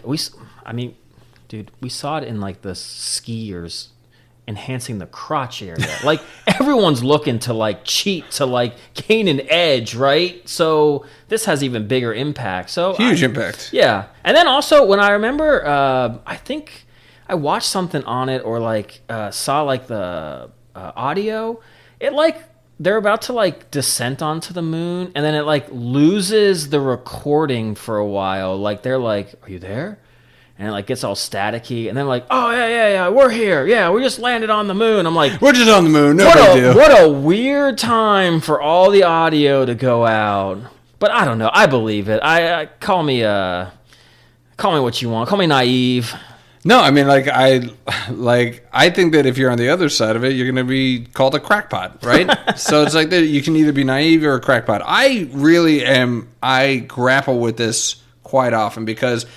Like, I don't want to be drinking the Kool-Aid and just be like, oh, yeah, we definitely landed on the moon. Although it's like, I would like to think that the money that went towards it and, like, the astronauts, we're talking about Buzz Aldrin, Neil Armstrong. We like to respect these heroes. And to know that they've been lying to me this entire time. Boy. That would be brutal. That would be the biggest con of cons. Right? Yeah. Yeah. So, I mean, like, in that regard, it's like, I want to believe.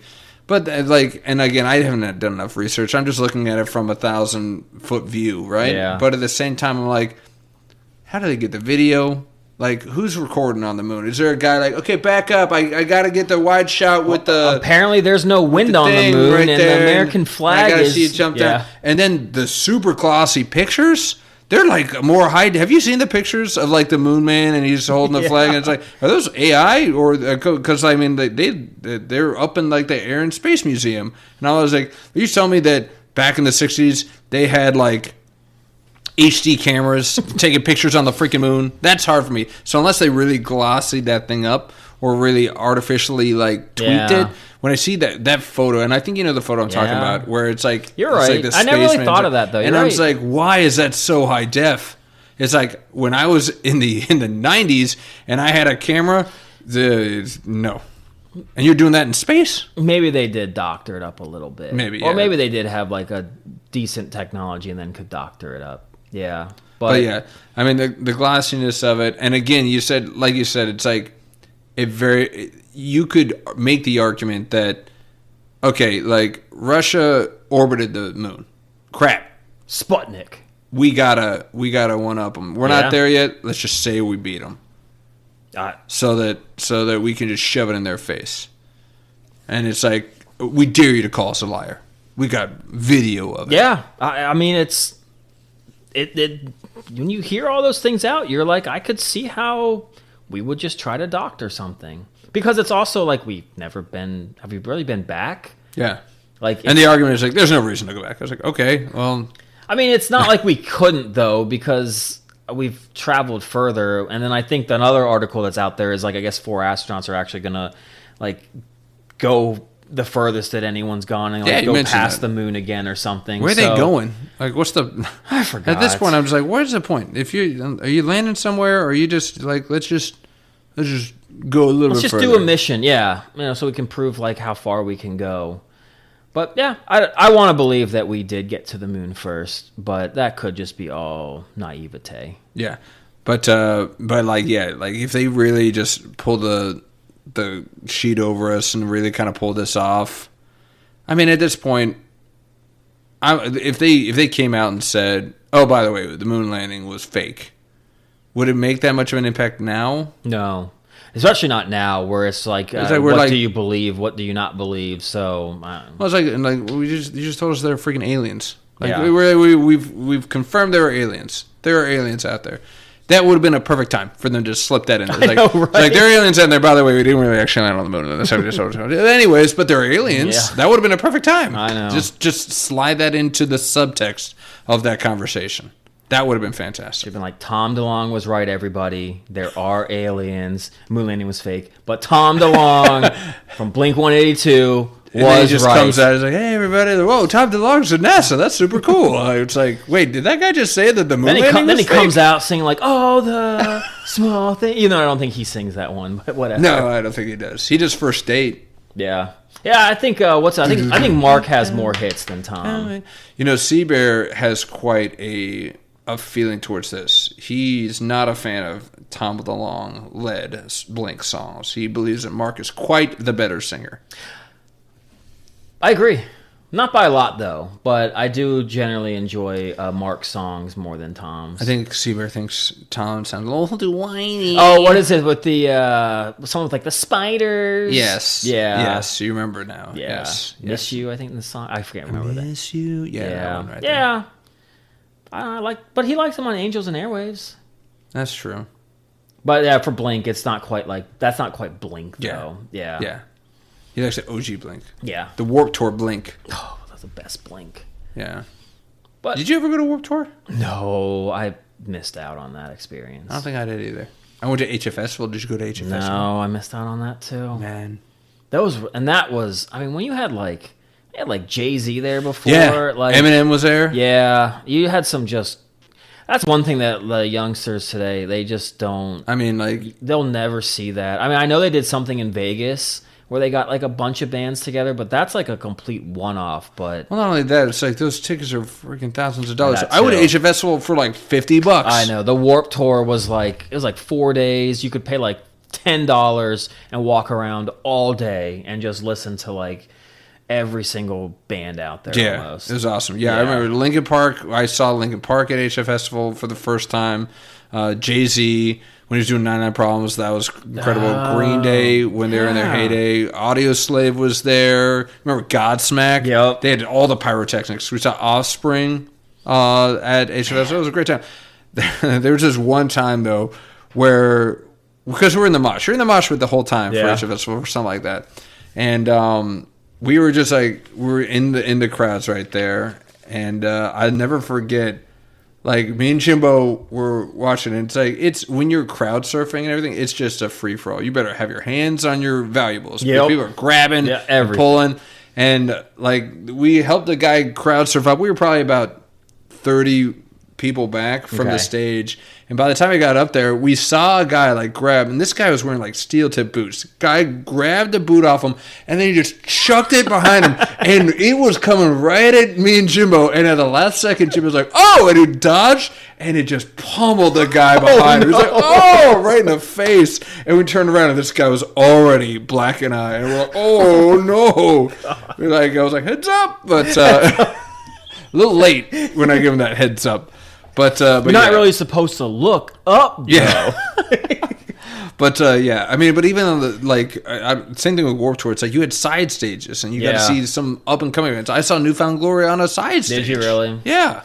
remember a buddy of mine was telling me like Motion City Soundtrack, who I really like, saw them on like a side stage once, and I was like, man, these guys are freaking awesome. Yeah. But it's like, I just was walking around and was like, oh, that sounds pretty good. Let me just go over there and see what they're all about. Yeah. Yeah. What's their deal? Yeah, exactly. And you had the time. You could just walk around to. You didn't have to sit there at one venue and like. Right. You might have like one band that was like must see. I have to be here for this band, but then everything else you're like, it's just a little menagerie. Just take a little bit over here, a little bit over there. Those are good times. They won't do anything like that ever again because everyone's got their hands so much into how much profit they can make that it's like, if they ever were to do an event like that, the tickets would be hundreds of dollars. Well, you look at freaking what's that event in California that's like the Hobnobby Festival?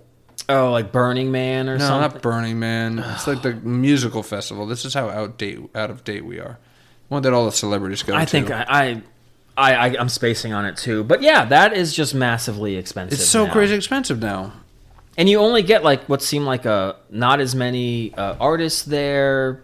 I don't think they even play as long as they used to. It's almost like just a status symbol. It's like, I went to... Coachella. That's what thank you. Yeah. See, I just needed to lead you there. Got it. And get there. Yeah, Coachella's the worst. I would never want to go to that. No. Pay too much. Yeah, and it's just not going to be the same. But it's a status. And to your point, it's just like it's a bummer because it's like I want the next generation to have what we had and go to those concerts and not break the bank and just enjoy yourselves and get into all sorts of crazy trouble. Yeah. And miss all that. But... A guy I work with is in a band. They're a pretty cool band, and but they do like some touring and stuff. And he said like it's just tough because a lot of these venues it's just really expensive to like get in, and you gotta like generally like pay a bunch to get in, and it's just not the same like experience as you think it was kind of like when we were growing up. Yeah. But he still does like they did like they'll be gone for like 45 days or something. He did like a whole West Coast trip where they're just like they're doing like different venues like every night and then have like a day off in between and like but they're driving like it's just drive and so it's kind of like the old days and he likes it. It's a grind. He's like, I can imagine not going on tour. That sounds especially when you're not like doing it like on private jets like Taylor Swift, like T Swift. Like she's really just roughing it. On those tours. Yeah, eating her foie gras and her lobster Benedict. That's something I made up. Apparently she's losing a lot of her Q rating though. Oh no. Lately. Why is that? Not T Swift. Yeah, T Swift.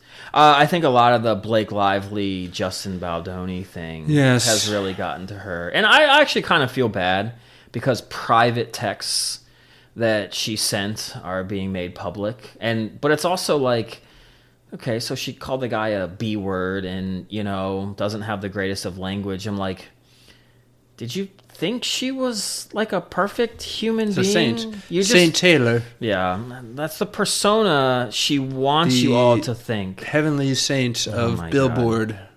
I mean, I'm still not sure she's real. That's kind of one of the conspiracy theories I all right. Have. Taylor Swift robot. Yeah, I don't think she's ever like looked.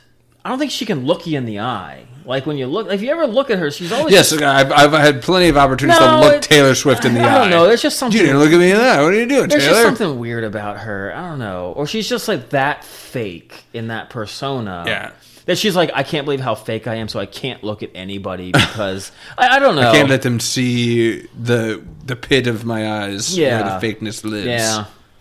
So, but yeah, I think that. And then I was reading something else that there's another reason why she's... I think the Travis Kelce stuff, she's lost some fans. But her music kind of sucks. Yeah. I've never been a fan. That Eras tour, I mean, trying to milk every dollar out of every fan. It's like, how many more like DVDs or like special release with one bonus song on it for $65? Yeah, like it just wouldn't end. I mean, yeah, it's just the revenue streams are just insane right now. Yeah, so she could be fake, I used to have a burning hatred, not hate. Well, yeah, I guess it was hatred.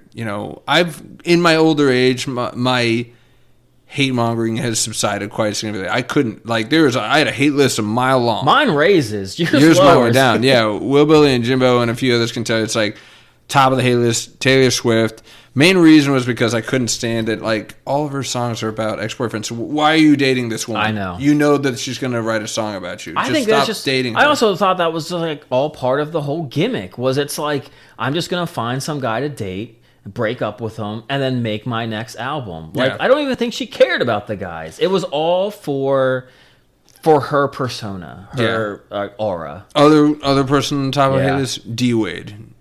I knew that. Yes. The chubby cheeks. Chubby cheeks. Yeah. Hated the chubby cheeks. I hated that he gave himself his own nickname. Not D Wade, but there was it's like D Wow or some stupid name, and he's the one who created it. And I'm like, you can't give yourself your own nickname, man. It's got to be given to you. What's wrong with the Flash, anyways? Yeah. Or D Wade? D Wade. Come on, man. He just kind of rolls off the tongue. Yeah. No, I'm like D Wizzle. No, I've known that. Yeah, Yes. I've never really quite liked him either. him. But you have a burning hatred. For him. hatred for yeah. him. That's subsided with the retirement because he's just not in my face. Yeah. But when that statue of him came out, oh man, it was my birthday. Might as well have been. Oh man, that thing was gruesome. I always thought he was kind of like an ass. Like, I guess some guy was just trying to kind of be nice and interview him, and was just kind of like, oh yeah, man, so like, do you like go out and like play any basketball anymore? And what do you think? Do you get out there and play? Because you see videos of guys out there, ex NBA players playing all the time, right? And he's just like, well, if I wanted to play, I'd play in the NBA. Like, okay, dude. Like, I mean, you're not the only NBA player that, like, not all, like, once everyone retires, they don't just stop playing. Like, almost everybody still goes out there and plays a little bit. So the guy's just asking you this nice question. You're like, if I really wanted to, I'd play in the NBA. All right, dude. Well, you know what? I guess you're just better than all of us. Yeah. And, God bless you, I guess. Yeah. By the way, the nickname that I couldn't stand, I was like, this is it. This is how I know. I said, he called himself Wow, which was Way of Wade. That's when I was like, I'm done with you. I didn't know that, but I did. Then how he was he just assumed that he was just like fashionista. He's like, oh, style. I was like, man. It's like the Naomi Osaka of the NBA. Yes. Give him the Osaka blocker. Bring that back. I'm with you on that one. Can I patent that? Osaka blocker? I like that. That's the best one you've kind of come up with. Yeah. We're still in the early stages. Yeah. There'll be more. I know. Yeah. But man, we got a lot more stuff. I got plenty of weird stories. But are you wrapping it? Or we got to get you back in front of a fire, my friend. I know. It took about, I think, 45 minutes in, my toes finally started feeling normal. It's part of the reason we ran so long this time. We had to get your body temp back up. My goodness. Took long enough. Yeah. Do you have any last words? No, man. I'm glad that you're a man of your word. You completed the cold plunge. I'm going to make a believer out of you. You're going to wake up tomorrow feeling refreshed, reinvigorated, and all of your joints are going to feel magically healed like you're 20 again. That's what I'm hoping for. I did make sure to touch my Achilles afterwards, and it probably was just numb. But I was like, hey, I don't feel the pain anymore. Yeah, there you go. See? I don't feel the pain anymore. You're welcome. See? Another check box for the cold plunge. Open invitation to anybody on the call that lives near me that wants to give it a try. It's open for business. Only thing that I ask is that let me record you so I can laugh at you later. That's it. And if you do, please do it soon, because I really want to see your face when you see Brandon take like a hammer to break down the ice that was on there. That was a lot of ice in there, my goodness. That was only like a day's worth of ice. So I was like, oh my God, this really came in here. Okay. Cold. And it's kind of warm today, considering. Yeah, but I mean, that part of my house, it gets no sun. Yeah. The house is blocking it, so it's just nice and neat right there. Well, power to you for doing that every morning. Hey, power for you for doing it, man. First time's the hardest. Yeah. And you knocked it out of the park, Thanks, my friend. Man. On a cold, cold day. Freezing cold. I mean, just the visual of it. It's like snow's all over. It's all frozen. Yep. Had to smash the ice. I personally a little behind the scenes, I told Flora, I was like, because she's like, did you break the ice today? And I was like, no, I'm going to wait until Semko goes so I can show it to him as I'm doing it. Well He's done. Like freaking out. Just get in your head right there. It worked. It worked. You're like, oh my God. What did I get myself into? But, you guys get a little bonus featurette on this episode. Semko, as mentioned, he will put the video of the cold plunge up on our YouTube page.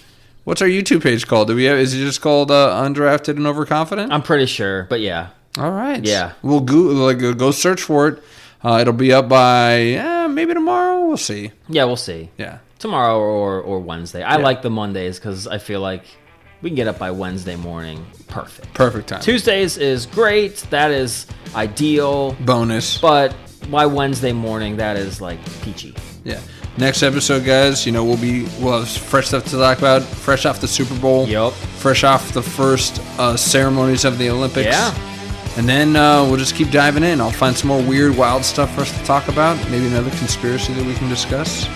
And Semko might lose another bet.